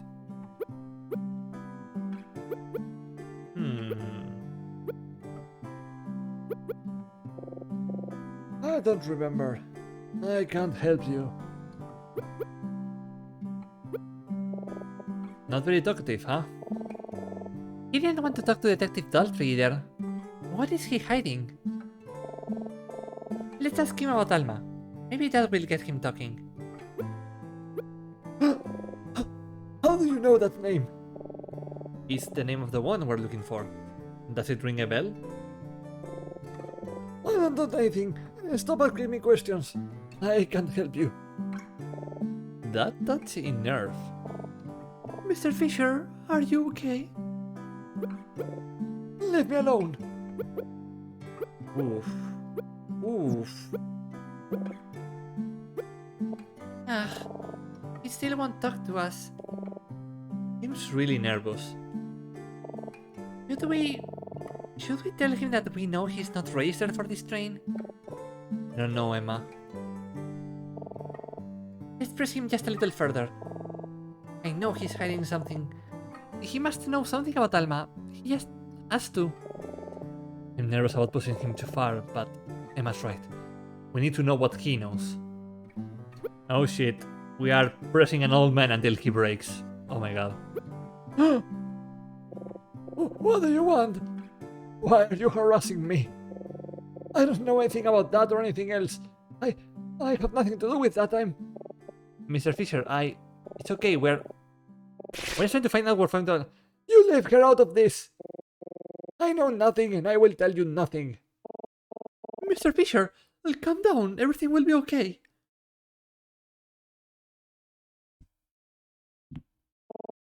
Mr. Fisher, we know you're not registered for this train, and so does the porter. He may already be looking for security. Emma! Not registered? Is that true, Mr. Fisher? There's no reason left for you to hide anything from us. Please, we just want to find Alma. I won't go back. You can't make me go back. Oh shit. I have a gun. Don't come any closer, Al. He's having a panic. Is that a gun? Yeah. Oh my god! Stay back. I'm warning all of you. Holy shit. Okay, shit just got real.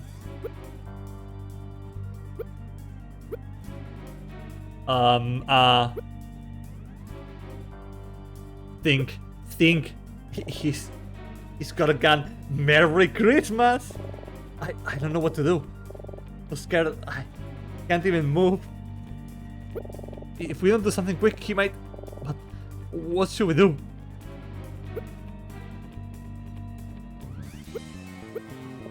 He looks scared. Does he think we're trying to hurt him? Maybe this is all just a misunderstanding. Maybe I can reason with him. None of this would have happened if we weren't cops. Yeah, exactly. Quick, what would Kiryu do? Hit action. Mr. Fisher, you don't have to do this. We are not trying to get you in trouble. We're just looking for someone.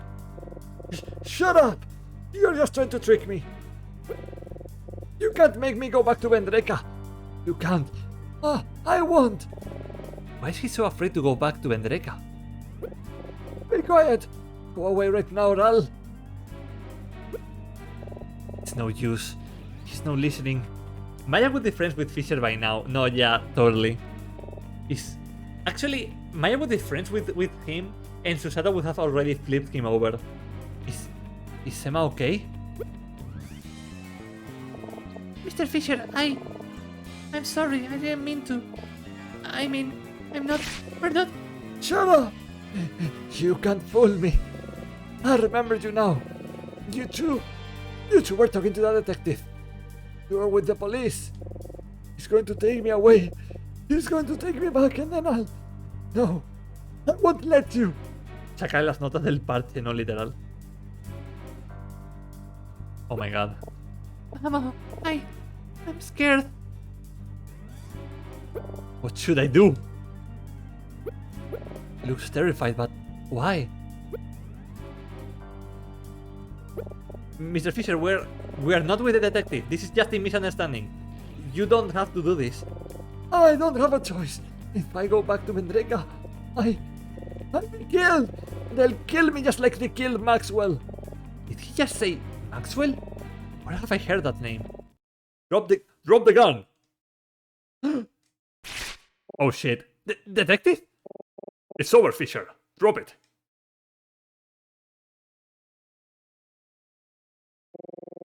I'm finished.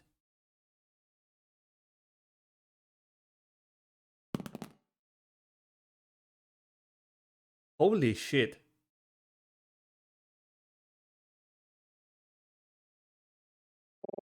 No bullets. Mr. Fisher?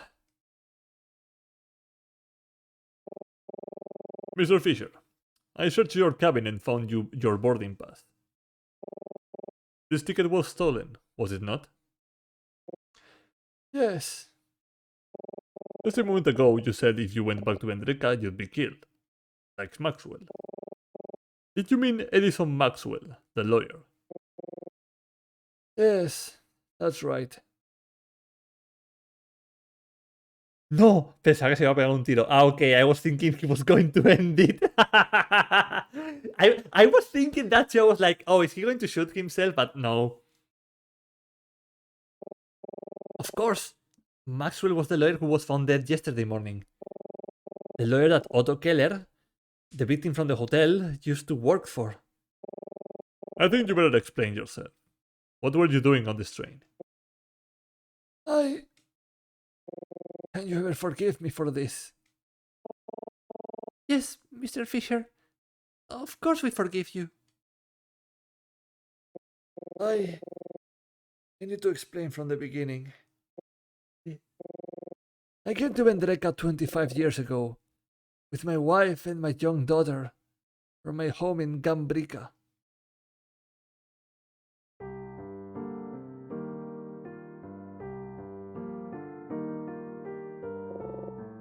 Our life in Gambrica was very challenging, so we came to Vendreka in hopes of making a better life for our daughter. We were led to believe that Vendreka would be our promised land, that our travels would be over when we finally arrived. But that was a lie. We found that opportunities for Gambrican immigrants were few and far between. And we were not welcomed with open arms as we thought we would be. The truth is, we struggled just as much in Vendreka as we did in Gambrica. It was very hard to make ends meet. And it only got harder when my wife fell ill.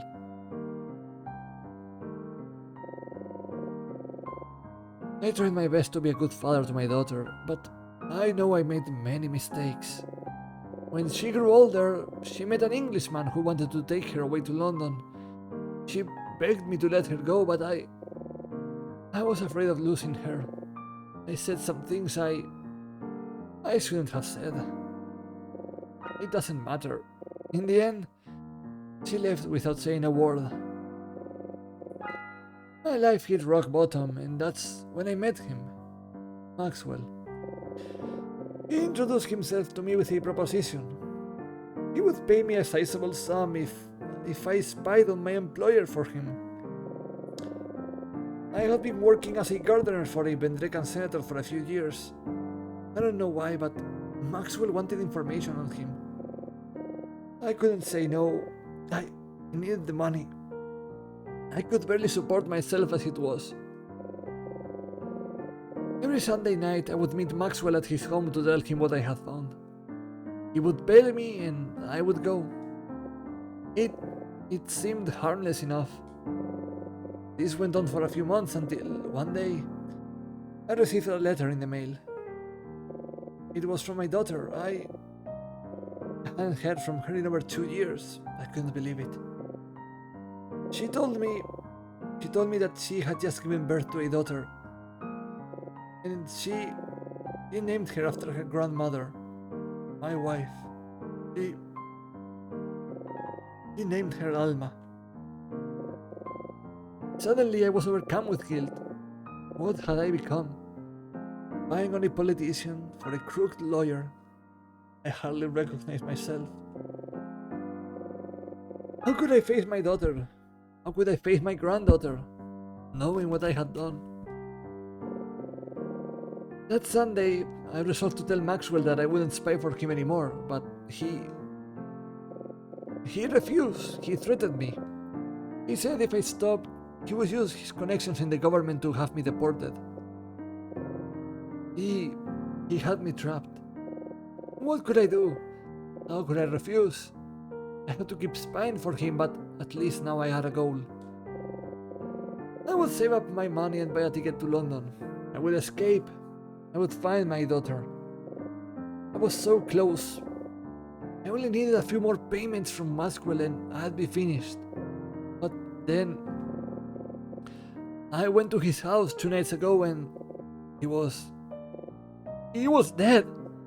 I panicked. I ran as fast as I could and then it hit me. Somebody must have found out about the spying.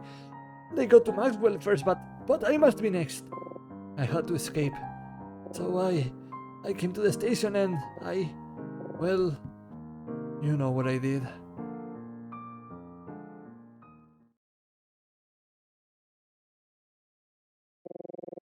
I never thought I'd be found out. When the train left the station, I was sure I was free. I'd soon be in London, reunited with my daughter and her family. Oh, Mr. Fisher.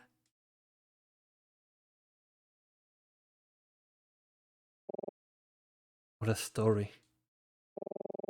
The senator you were working for, what was his name?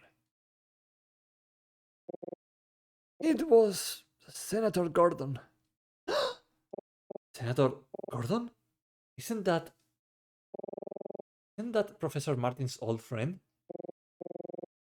Officer, I'm begging you. Please let me stay in London. Don't make me go back to Vendreka. I just want to see my daughter. I just want to meet my granddaughter. I just want to meet Alma. When we arrive in London, you'll have to come back with me on the first train back to Vendreka. I promise that no harm will come to you when we return home. I understand.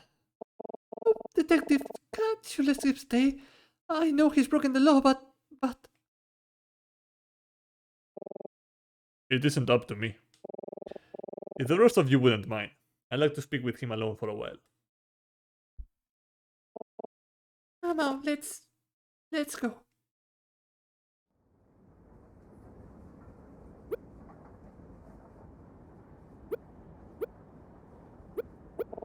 Oh, Mr. Fisher, everything will be okay. Jesus, that was intense. My goodness.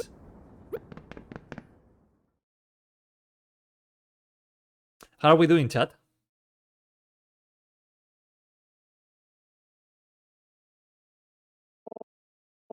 I feel so ashamed of myself. I was so sure he knew something about Alma. I thought if we cornered him, we could get him to talk Bad? Yeah, me too. Oh my goodness. It was just a coincidence. Now, he won't get to be reunited with his family. Oh, Mama, it's all my fault. It's alright, Emma. I think we both went a little too far. Feel really bad for Mr. Fisher, but it just seemed like such a good lead. How could I ever apologize for this? I don't know what to say. Let's take a step back.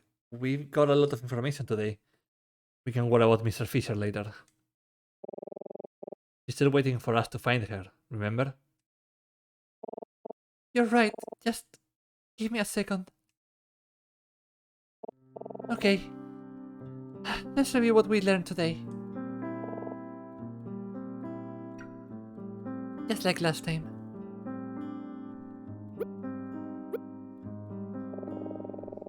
I don't think now is a good time to listen to anything with the boombox. Aw, come on. It's a perfect time. It's really shaken. Man, my head is absolutely spinning right now. I hope going over everything that happened today will help clear things up, but I just feel exhausted.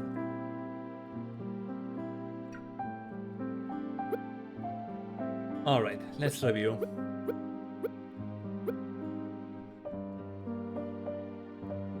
The day got off to a bad start. When I woke up, I discovered that the ring we found yesterday was missing. I searched my cabin for over an hour, but I couldn't find it anywhere. I still feel so stupid for losing it. It's okay, Emma. We're still able to investigate without it. Yeah. We still need to find the other people who might have seen me and Alma together. So we went to the lounge car to look for them. We started with those golfers, Dennis and Palmer. Unfortunately, neither of them remembered a thing about me or Alma. They were too busy arguing about putters or whatever. When we brought it up, though, Dennis proposed a couple of theories to explain what may have happened to Alma. Some of them were a little ridiculous, but, well, what do you think of Dennis's theories, Mama? It would make sense if she's not on the train anymore. I agree that if she's still on board, she'd probably be in the storage car. I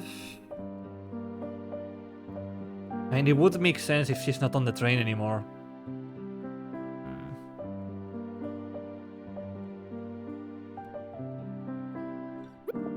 Yeah, that seemed like his most plausible theory to me. In hindsight, it still sounds pretty crazy though. Anyway, after we finished talking with them, we ran into Mr. Fisher for the first time. He was trying to get away from Daltrey. It seemed pretty suspicious. Fisher left quickly and Daltrey went back to his investigation. So around this time, we talked to the bartender. Yep, and that creeped me as a deal. If we could correctly guess what Monty's former job was, he'd tell us a bit more about the two of them. Monty and Beda, I mean. Gosh, after everything that happened tonight, I almost completely forgot about those two. We tried talking to them again too, but that didn't go so well. Yeah, only Monty was around at first, and, well, he's a man of few words. There was one thing that seemed to resonate with him though. Do you remember what seemed to catch Monty's attention? A deck of cards. Yeah, it was that deck of cards. As soon as we showed it to him, he performed a little card trick for us. It was very charming. But then Beda came back and kicked us out. I felt really bad for Monty at the time. He seemed so happy before he came back. Anyway, the card trick was a pretty solid clue about what Monty's former job was. But it was finding all of his things in the storage car that really clinched it. A cage, a weird box, a suit of armor, a guillotine, all props from his act. So, one more time, what kind of job did he have, Mama? A magician. That's right, Monty used to be a magician. It seems so obvious in hindsight, doesn't it? Once we figured it out, we talked to the bartender, who told us all about Monty's past. Apparently, during one of his shows, he neglected an important safety procedure and it almost cost him his life. After that, he became a laughingstock, and nobody would book his act anymore. How sad. It's just, if Monty's been out of a job for so long, could the two of them really afford such a luxury suit on this train? The bartender seemed to think they must be broke. It doesn't make any sense. They just have to be hiding something. We need to get them to talk to us somehow. Yeah. Okay. Let's talk about Mr. Fisher. We asked the train attendant in the observation car about him. She told us about how excited he was to see his family in London. And that he had mentioned to her something about a woman named Alma. Hearing that name jogged my memory. The one we've been looking for told me her name was Alma. I'm sure of it.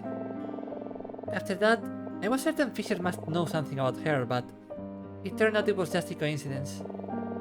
The Alma that Fisher was talking about isn't the same Alma. Do you remember who it actually was? His granddaughter. It was both, but Yeah, two people. But he wanted to meet his granddaughter. That was like the main point out of the two of them. Game, that's cheating. That's cheating. That's not fair. Okay, give me 1 second. I'm going to drink some water.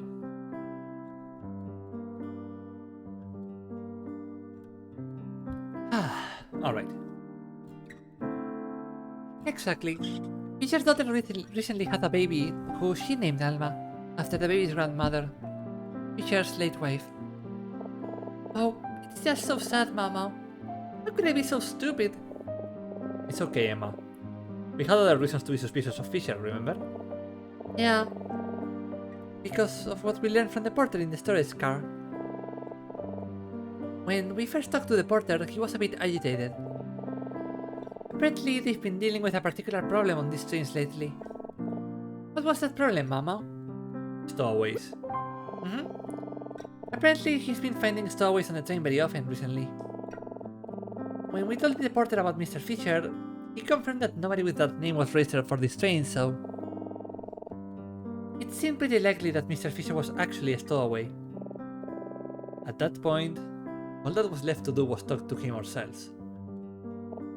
Yeah.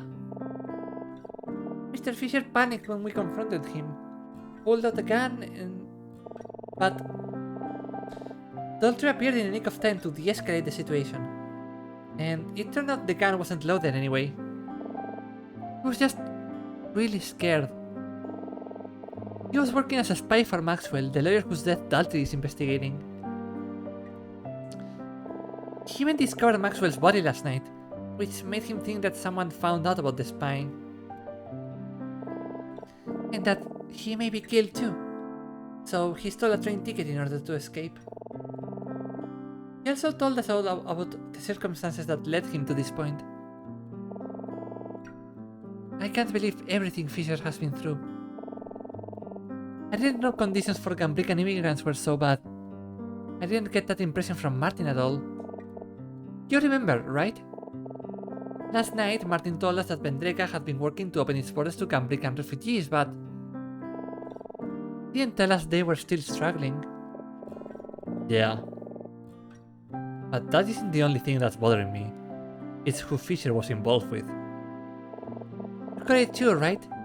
The person that Maxwell was having Mr. Fisher spy on? Was spying on Gordon. Gordon.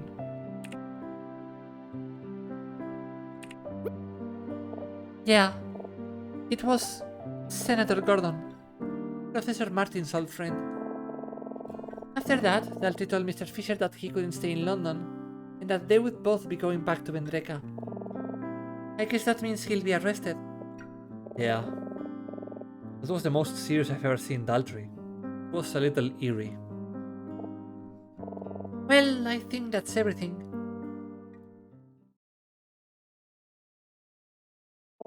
Mama, what's going on? I don't know. We only have 1 day left until we reach London. We found out so much, but still no sign of Alma. What should we do?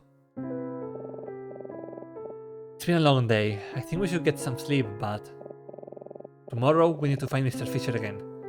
We still have a very important question to ask him. Oh yeah, with everything that's been going on, I almost forgot why we were looking for him in the first place. He's the only person left who might remember seeing me and Alma together in the lounge car. We still need to find out what Bella and Monty are hiding too. It'll be okay, Emma. We can still get to the bottom of this. I think I'm going to bed now, Mama. I want to be alone for a bit, if that's okay. It's okay. I'll see you tomorrow. Good night. Ooh. God, I've never seen her like this. I have such a sick feeling in my stomach. Just, what is going on here? I think I'm a little scared to find out. Chapter 4.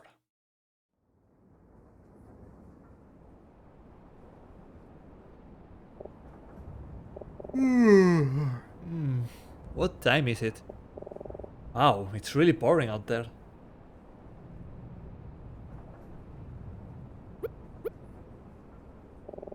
What a dreary day. After 10 a.m. Emma is late again. Really unlike her to let me sleep in. I figured she'd want to start investigating right away. Although... maybe she's not really in the mood after what happened last night.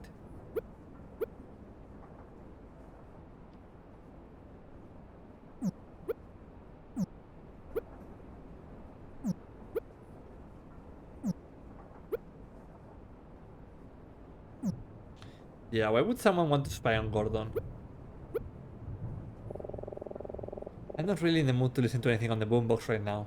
Maybe later.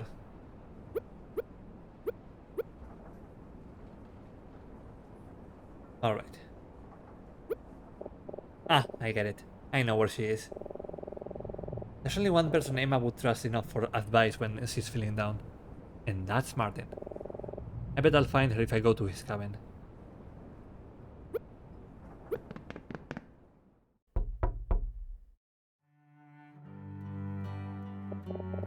Oh, hello, Mamo. Good morning. Oh, hi, Mama. Hey, guys. I thought I might find you here, Emma. I was surprised you didn't wake me up hours ago. Oh, yeah. That was it, Mamo. Emma and I were just having a conversation. You two have had quite the adventure these past few days, I've gathered. Oh? I guess Emma told him what's been going on. My, where to begin? Emma told me the two of you have been looking for a woman named Alma, who evidently went missing on the day of our departure.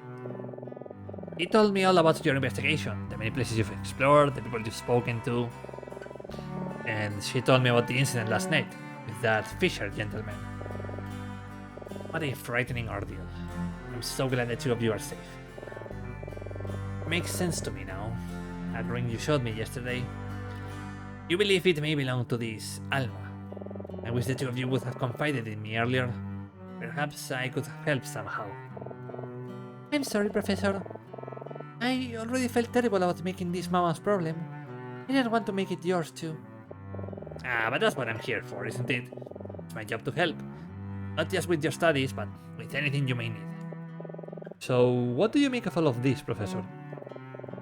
I must confess, it's a lot to process. I'm not quite sure what to think. All of this, on top of that detective investigating some very serious crime. There is certainly something unusual happening here, but I feel it would be best for all of us to remain level-headed. There must be an explanation. And I am certain in time it will become clear to all of us. Professor, there was something Fisher said last night that I wanted to ask you about. I told you that Fisher was being forced to spy on a Vendregan politician by a lawyer named Maxwell. The man he was spying on was his employer. He said it was Senator Gordon. Senator Gordon? Isn't that the name of your friend? The one who invited you to Vendrega for this trip? Yes, that's right. Well, the idea that Fisher knew Gordon doesn't necessarily surprise me. As I told you the other night, Senator Gordon works extensively with Gambrican refugees. If Fisher is Gambrican, it makes sense that he and Gordon may have crossed paths. However, the idea that his Fisher gentleman was spying on Gordon... that is alarming. I can't imagine why someone would want to spy on Gordon. However, the thought that this Maxwell character was using a downtrodden man like Fisher for such a thing... it's just unconscionable. Listen to me, you two. I know that I can't stop you from doing what you want to do, but please, be careful. It would give me tremendous peace of mind to know that you two weren't involving yourselves in something potentially dangerous. Too late, Dr. Martin. It's too late for that. I just ask that you be sensible. I don't think I could bear it if anything happened to you. We understand, Professor.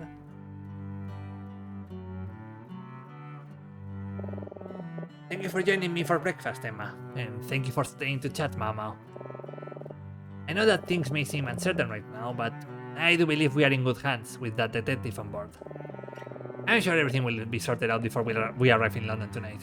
Until then, well, just stay cautious. I will see you both tonight when we disembark. Don't forget to begin packing your things. We'll be arriving before you know it. I will, Professor. Hey, Mama. Can we go back to your cabin for a bit? Sure. I'll see you both tonight. Emma still seems a bit shaken up. I'm not surprised she went to Martin for some reassurance. I hope it was helpful. Man, what is this? Am I feeling jealous? Ooh, someone is feeling jelly. Ooh. How can you be jealous of a 58-year-old man, dude? Come on, be serious. Hey, Mama. Are you alright, Emma? I just wanted to apologize. I'm sorry I went to talk to Martin without you. It's just, after last night, I felt so guilty for what I did to Mr. Fisher. It made me start questioning everything I've been doing. I was so embarrassed. I didn't want you to see me like that. You know, when I first realized Alma was missing, I thought about going to Martin for help right away, but past few years I've depended on him so much. Whatever problems I've had with school, stress, work, anything really, he's always been there for me when I needed advice. So this time, I thought I'd find another way. I wouldn't make it his burden. I wouldn't ruin his trip with my problems. I really thought I could get through this without him, but... well, I guess I couldn't.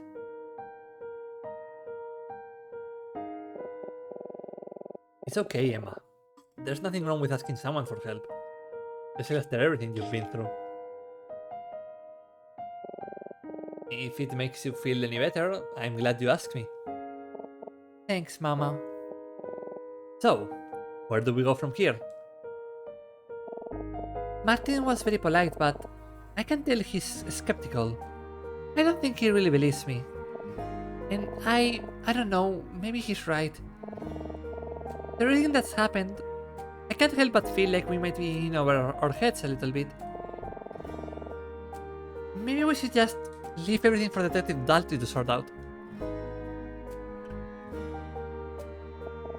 Oh, I don't know. What do you think, Mama? What should we do? Let's continue our investigation. I know Martin wants us to stay safe, but I feel like we've come too far to call it quits now. We still have a lead to chase, remember? Yeah, I know. Mr. Fisher, we still need to ask him if he remembers seeing me with Alma the other day. If nothing else, I think we should at least see what he has to say, don't you? Okay, you're probably right. I guess it couldn't hurt to check with him, just to be sure. Un segundo, chat.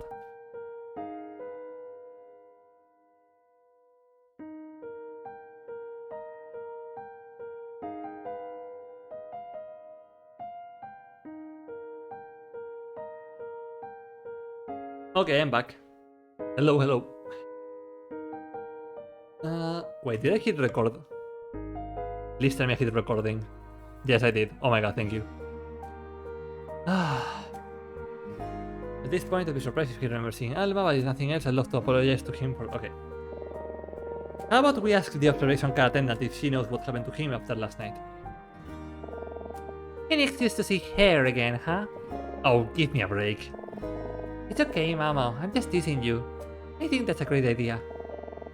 Just let me know when you're ready. Alright, let's have a listen.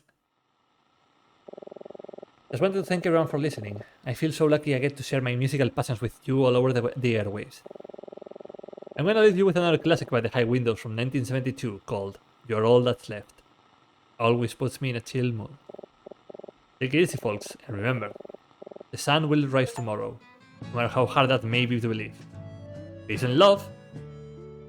Peace and love. Is that the guy that was on the observation car earlier?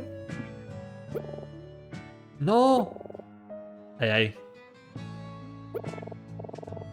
This is a really pretty song.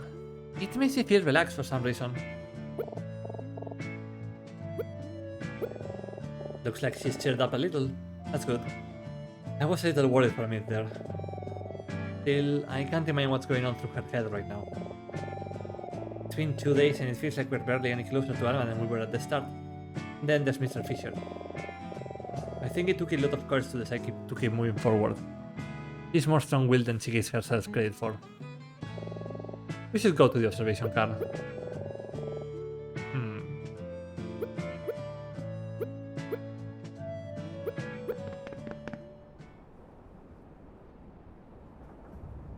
Yeah, that's him!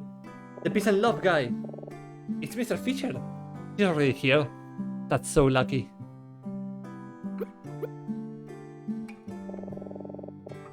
The atmosphere in this place has truly changed, man. Something must have happened here. Well, he's not wrong. Peace and love, peace and love.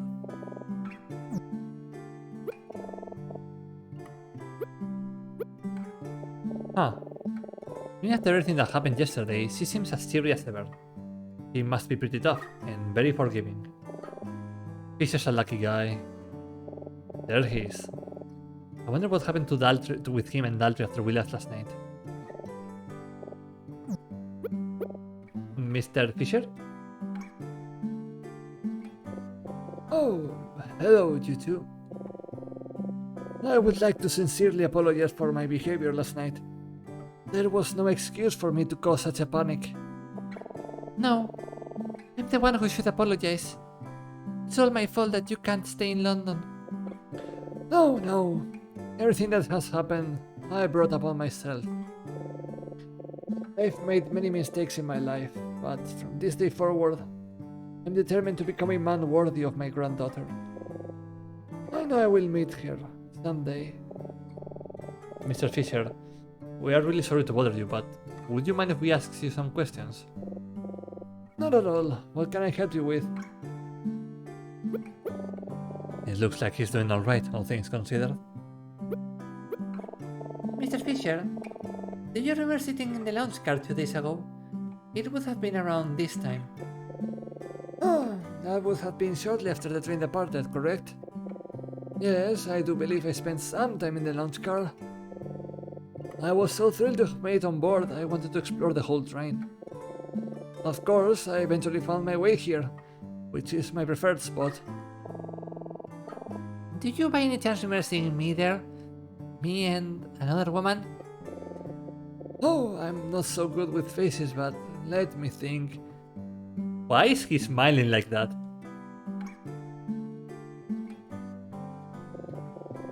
Oh, I'm very sorry. I just can't remember.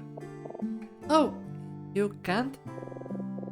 I know it must seem strange given that Maxwell was paying me to be a servant, but I must confess well, my memory just isn't what it used to be. It's hard for me to commit small details to memory unless I really try, but I'm afraid I don't recall seeing you before last night. I sincerely apologize. It's okay, Mr. Fisher. Thanks anyway. Man, I can't believe it. Out of everyone, I really thought he'd be the one who would be able to help us. Is this really it? Do we really have nowhere else to go from here? Must be nice, but he must be pretty disappointed. I spoke with Detective Daltrey at length last night. I had no idea he was here investigating Maxwell's death. And this was also the first time I heard about what happened to poor Otto. Well, it doesn't matter. I don't have any hard feelings. The detective is only doing his job, and he was kind enough to allow me to keep my accommodations here, in spite of everything. Otto Keller. Did you know Otto Keller, Mr. Fisher? Oh, you knew about Otto? It seems I was the last to find out. I didn't know him well, but having worked with Maxwell for a while, we did cross paths from time to time. He was Maxwell's housekeeper, in case you weren't aware. He was a very kind man. He was a Cambrican immigrant like myself, so I found him very easy to talk to. think he too was killed. Maxwell introduced himself to me at a bar. I could tell that he was troubled, but the money he was offering was too good to pass up. I have no idea what interest Maxwell had in Senator Gordon. Frankly, I didn't want to know. At first, Maxwell just had me listen to Gordon's conversations and report back what I heard. Later, he got more daring and asked me to look through his documents, memorize them, and tell him what they said. You managed to do that without getting caught? If I'm being honest, I don't think Senator Gordon ever noticed my presence. He never suspected a thing as far as I'm aware. I found Maxwell in the exactly same way Dalton described him, sitting alone at his dinner table with a knife in his back. How pitiful. I couldn't tell you much more. As soon as I realized he was dead, I fled the scene in a panic.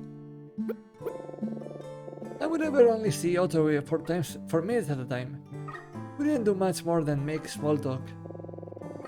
I remember him telling me how he and his wife wanted to start a family. I could tell he was struggling like the rest of us immigrants, but I always sensed nothing but optimism from him. He truly was a kind man. I'm afraid I don't know why Otto was at that hotel 3 nights ago. But the timing is remarkable. I found Maxwell dead the same night. The detective asked me if I thought Otto may have been Maxwell's killer. A terrible thought. Maxwell wasn't a good man. I assume he had many enemies. But no matter what he may have done, I just can't see Otto as a killer. Not unless he truly had no choice. Poor Otto, may he rest in peace. Maxwell, how beautiful. You're wondering what else the two of us talked about? Well, naturally, the detective wanted to know why I was spying for Maxwell. Or more specifically, what it was that Maxwell wanted to know about Senator Gordon. I told the detective everything I knew. Anything to help track down whoever killed Otto and Maxwell.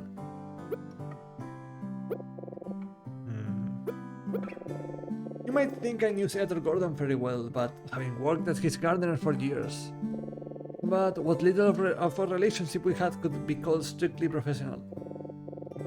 He paid little mind to me, and I paid little mind to him. At least when I wasn't spying on him. Even then, very little of the information Maxwell had me gathered made much sense to me. Something about some suspicious foreign connections and payments he had received many years ago to... I beg your pardon, I shouldn't be telling you any of this. That would be terribly irresponsible. Of course. But I really want to know. Please let me know. You okay, Emma? Yeah, I'm okay. Do you want to keep talking to Mr. Fisher? Maybe he knows something else that could help us.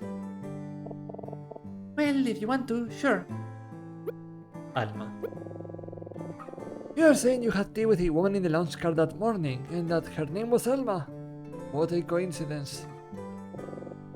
My wife's name was Alma. When my daughter wrote to tell me she named her newborn after her, I was very moved. But to answer your question, no.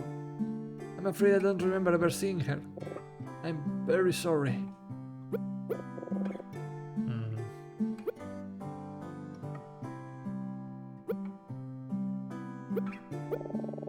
Do you remember seeing Do you remember anything else from when you were in the lounge car that morning? Nothing else, let me think. Oh, I do remember a rather strange couple coming in at one point. They were hard not to notice.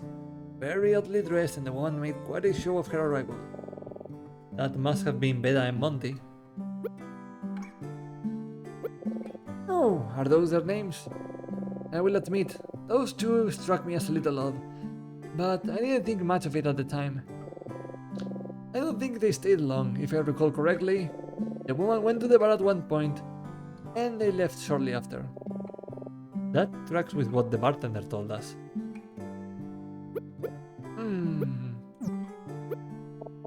Hey, Mama? Yeah? I think we've bothered Mr. Fisher enough, don't you think? Sure, but we still haven't learned anything new. Mama, I think maybe it's time to move on, you know? But Emma, what about Alma? Mama, I really appreciate everything you've done for me for the past few days. Really. You're a great friend. I really mean that. I just think it's about time I face reality. I'm the only one who remembers Alma. And after 3 days of searching, we've turned up nothing proving she exists. No witnesses, no real evidence. Even the ring wasn't anything concrete. Really, all we have done is make things worse. It's really hard for me to accept, but I think maybe it was just a dream. I don't know. Come on, Emma. You can't be serious. I am. It's just what's more likely, you know? That there's some grand conspiracy going on where everyone's either deliberately or unknowingly covering up Alma's existence. Or that I overheard Mr. Fisher talking about a person named Alma, then had a weird dream after drinking some weird tea. It sounds so silly when you put it that way, right? I guess so, but... It's alright, Mama. Honestly, it's a relief. Both of us have been distracted by this for long enough. I've barely even thought about my term paper, and besides, if there really is something funny going on here, I'm sure that Detective Dalte will get to the bottom of it. Emma, fuck the term paper. We are looking for this woman until the end of the trip. Fuck the term paper. I think I'm just tired of playing detective, you know? Well, too bad. We are in an adventure mystery game. We need to keep playing detective. I just want to go back to being me.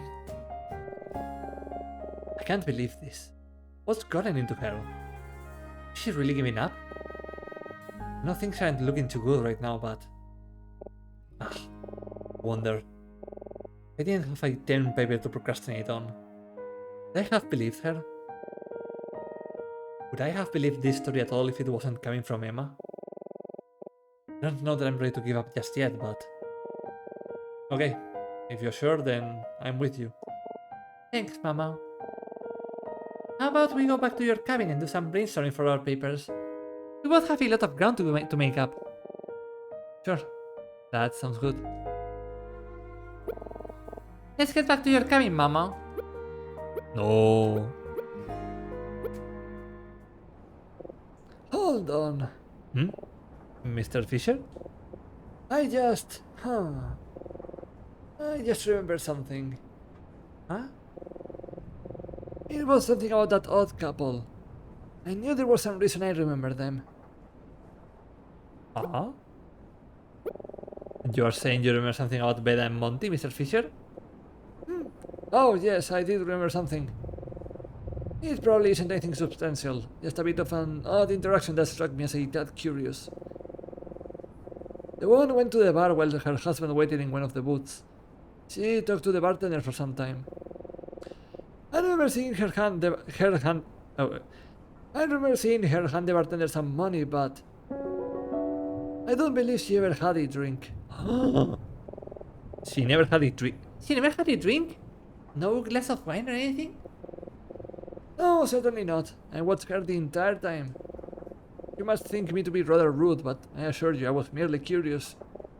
No, that's... alright. Well, I'm sure it was nothing.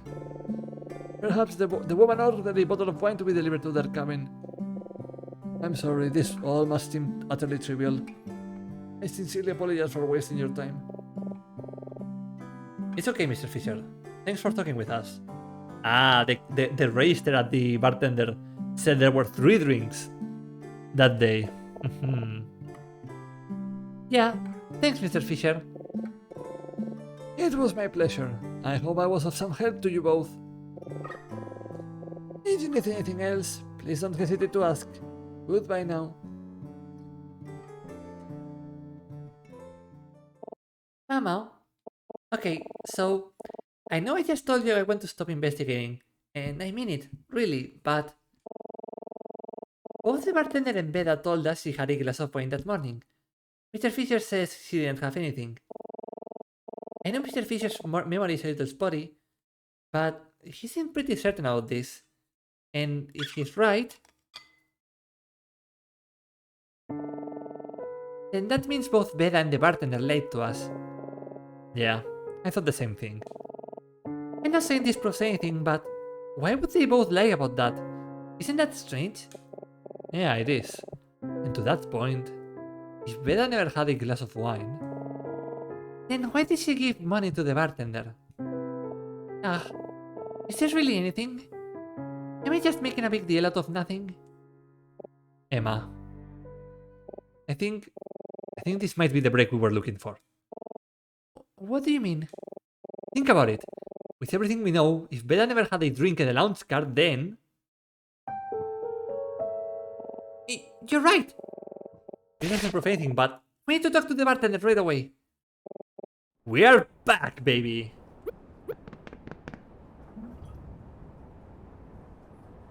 Oh, there he is. And our friends. Let's not waste any time. Let's speak to Dennis and Palmer. Mama, do we really need to talk to them? I mean, I understand if you want to, but...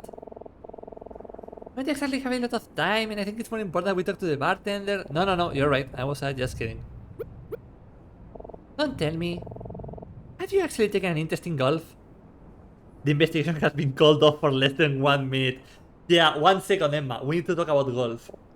What? No. And even if I were interested, it wouldn't be because of those guys. Okay, Mama. Can we talk to the bartender now? I do not want to talk to them. I do not want to talk to them. Sure. Keep telling yourself that.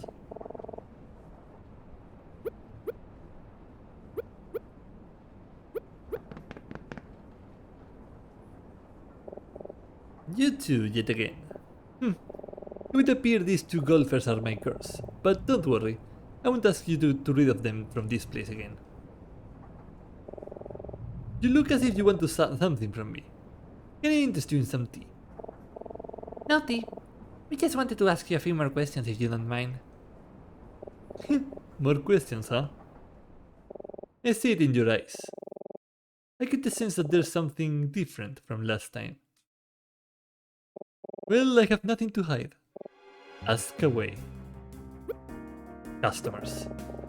The afternoon after we departed, you told me and Emma that 3 people had ordered drinks from you. Let me play golf! You said those 3 people were Emma, who got the tea, Detective Daltrey, who got a beer, and a woman who ordered a glass of wine. Yes, that is correct.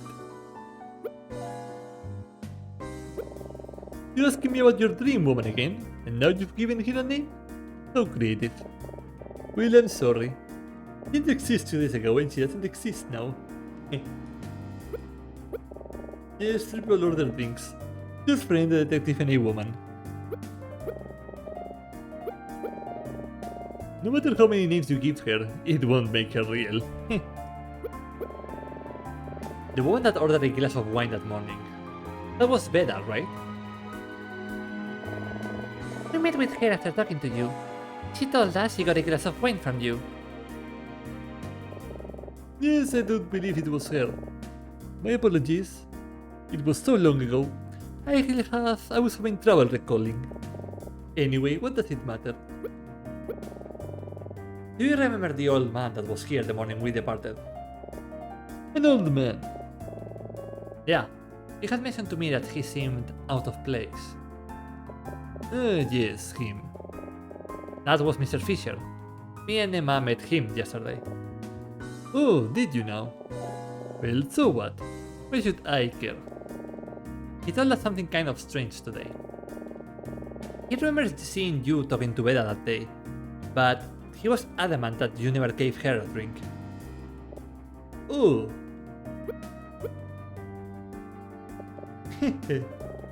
I'm very sorry, but I'm afraid your elderly friend is mistaken. I served the woman a single glass of wine. That is simply the truth. If that's the truth, why was Mr. Fisher so certain that you didn't? How should I know? Perhaps he's going senile. Don't you call Mr. Fisher senile! Oh, I'm sorry. Was that rude? I didn't mean to sound crass, it's just, well, I heard the poor old fool had an episode in the observation car last night. No, I wouldn't trust his word. He probably doesn't even remember what he had for breakfast this morning. The woman ordered a glass of wine and I gave it to her. Simple as that.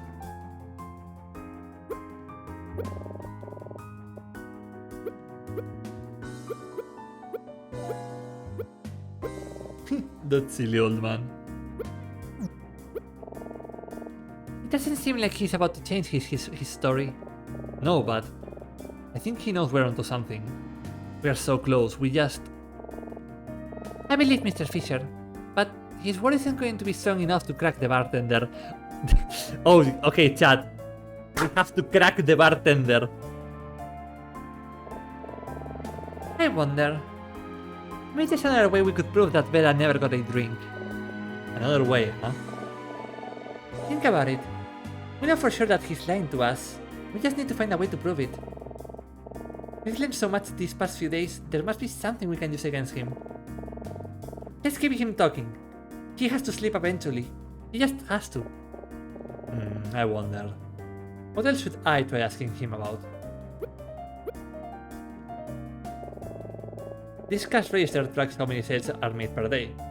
When we checked it 2 days ago, it said 3. Is that useful information right now? Yeah, let's ask him about this. Let's ruin more lives! So, if the bartender is to be believed, Beda ordered a glass of one of the wines on display here. Is there anything we can ask him about the wine that might be useful? Can I help you? Can I help you? How can we get him to admit that he never served Beda a drink? This cash register tracks how many sales are made per day, correct? Yes, that is correct. You told us that afternoon that you made... You told us that afternoon that you had made 3 sales so far. That's right. The girl, the woman, and the detective. 3 sales. Is there a problem? Mamo, I don't think this is helpful right now. We need to prove that Bella never had a drink. Right now, the register only helps prove that she did. She's right. I don't think I'm on the right track here. You want to know more about the wine we're serving? Sure, what would you like to know? The price. Oh, are you looking to make a purchase? No, I think our wines may be a bit out of your league. A single bottle could easily cost you a couple $100. Single glass, well, certainly more than you'd be willing to pay. It'd be irresponsible for me to sell it to such an amateur. Alright, sure, jerk. I didn't want it anyway, baka. Another day, soon day. I didn't want your alcohol anyway. More importantly, did he say anything interesting there? I don't know, maybe there's something here. Worth a shot to press him on it. Alright, so, if the wine is really so expensive, how could Beda afford it? I beg your pardon. I mean, you told us yourself that Beda and Monty are broke. How could you have sold her such an expensive drink? That's a pretty good question. Well, what can I say? He must have been truly thirsty. Oh, come on, give me a break. That's the best you can come up with. I can't presume to know why that one would spend some of what little she has on wine. However, well, you've met her. I don't think it's such a stretch to suggest her priorities are perhaps a bit distorted. That was a good try, Mama, but I don't think it's strong enough. You're right that it's odd for Bella to have spent so much on wine, but we can't prove that she didn't or wouldn't.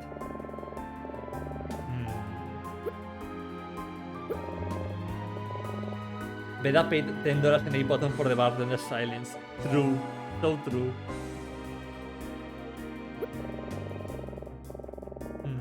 Palopok Winery in Austria. It is all very expensive and best appreciated by enthusiasts. I wouldn't recommend it to someone like you. What's that supposed to mean?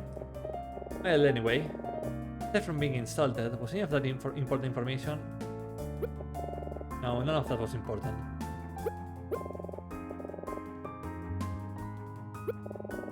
We stock many varying kinds of red wine here. Merlot, Pinot Noir, Cabernet Sauvignon. We have a wine for any occasion. Not that you'd be able to afford it. I wonder. Was that important?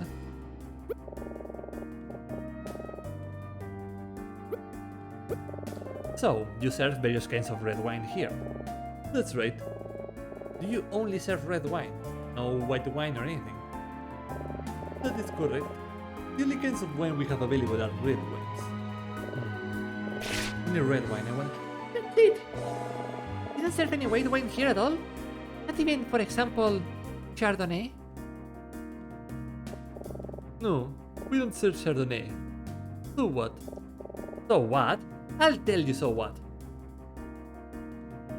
Why, that's my favorite kind of wine. That's what Bella told us she ordered from you. He said what? That's right. He specifically told us she ordered white wine. The finest Chardonnay you had. Austrian wine used to have a reputation of being cheap and awful until they had a contamination controversy in a winery and they locked in. Fun fact! Oops. Small oops. Oh, that's just rich. Well, surely you're not gonna try to tell us that Bella can't tell the difference between red and white wine. Or that she'd lie about something so trivial. No, you're right. This certainly is a contradiction. Oh, whatever will I do? You've discovered my dark secret. Well, can you explain this one or not? Okay, you win. I'll tell you the truth. Sure, why not? You're right. I did not sell that woman a glass of wine. I did speak with her, but for reasons I am not at liberty to say, we agreed that if anyone asked, we'd say she ordered some. And you'd expect that she'd choose to embellish her story later on. How utterly foolish. Well, there you have it, the truth. Are you satisfied now? Not quite, no. Oh? That's right. Because if Bella didn't order a glass of wine, that leaves us with another contradiction. Well, I'm all ears. What is this supposed contradiction?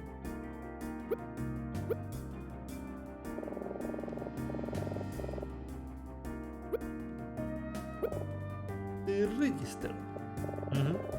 You told us that this register tracks how many drinks are sold in a day. That afternoon, you said it read 3. Oh, did I say that? Well, perhaps I was mistaken. It must have read 2. One for the girl, one for the detective. Not so fast. You let me take a look and I confirmed that it said 3. Oh, that's right, silly me. The register confirms that 3 drinks were sold. And if Bella didn't order one of them, then that leaves 1 drink unaccounted for. Why, yes, I suppose it does. How curious. Let me guess, you have a theory about to whom this elusive third drink was sold. That's right, I do. Well, please, don't leave me suspense. Who do you suggest had the third drink? Who? Oh, wait, of course. Your dream woman, I should have guessed. Well, it's true, isn't it? You know, all this time you've been accusing me of covering up the existence of this mysterious woman. But not once have you suggested any reason why I would do such a thing. A reason why? That's right. What on earth would I have to gain from lying to you? If it were true, all it would have given me so far was a few days of badgering from a couple of insolent tourists. But I suppose I must give you some credit. You've managed to discover quite a bit more than I expected you to. So let's hear it. If the person who ordered the third drink was your dream woman, why would I have lied to you about it for the past 3 days? This really is all just a big game to him, isn't it? But he's right. We haven't been able to figure out why he's been lying. The final piece of the puzzle. Think. What else do we know that might help us pin down the motive? Well, any theories? I have to think back to all of the things that we have been told the past few days.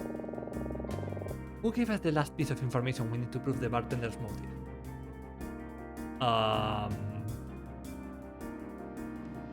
Right.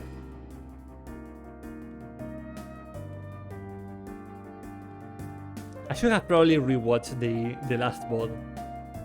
Oh dear. Okay, let's start. I don't think it was Martin. Monty doesn't speak. Palmer and Dennis are out of the question. Emma as well. Fisher didn't even speak with the man.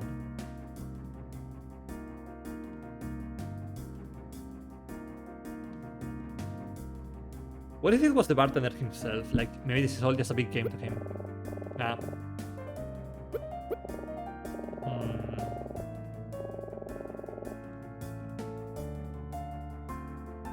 Or maybe the bartender is working for someone?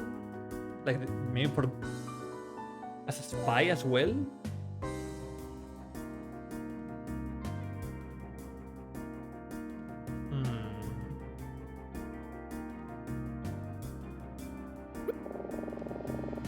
There was one more thing that Mr. Fisher told us about you and Beda. Something very unusual. Oh, and what was that? He said that even though she didn't return with a drink, he handed you money. Oh, did he now?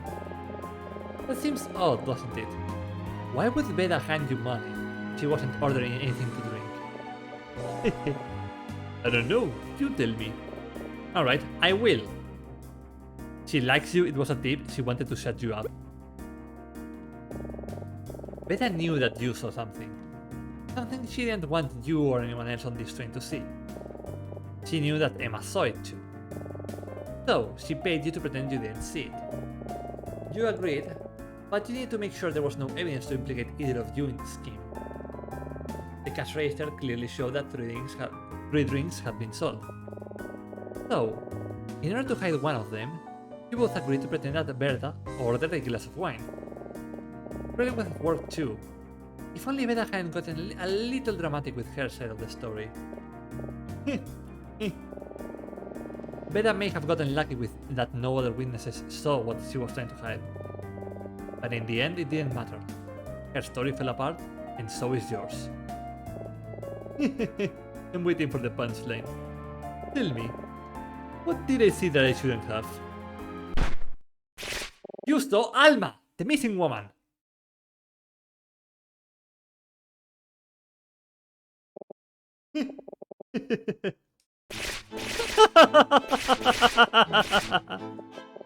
My, you do have quite an imagination, don't you? What a story! I'm impressed, really I am. Chardonnay. Oh, that stupid woman.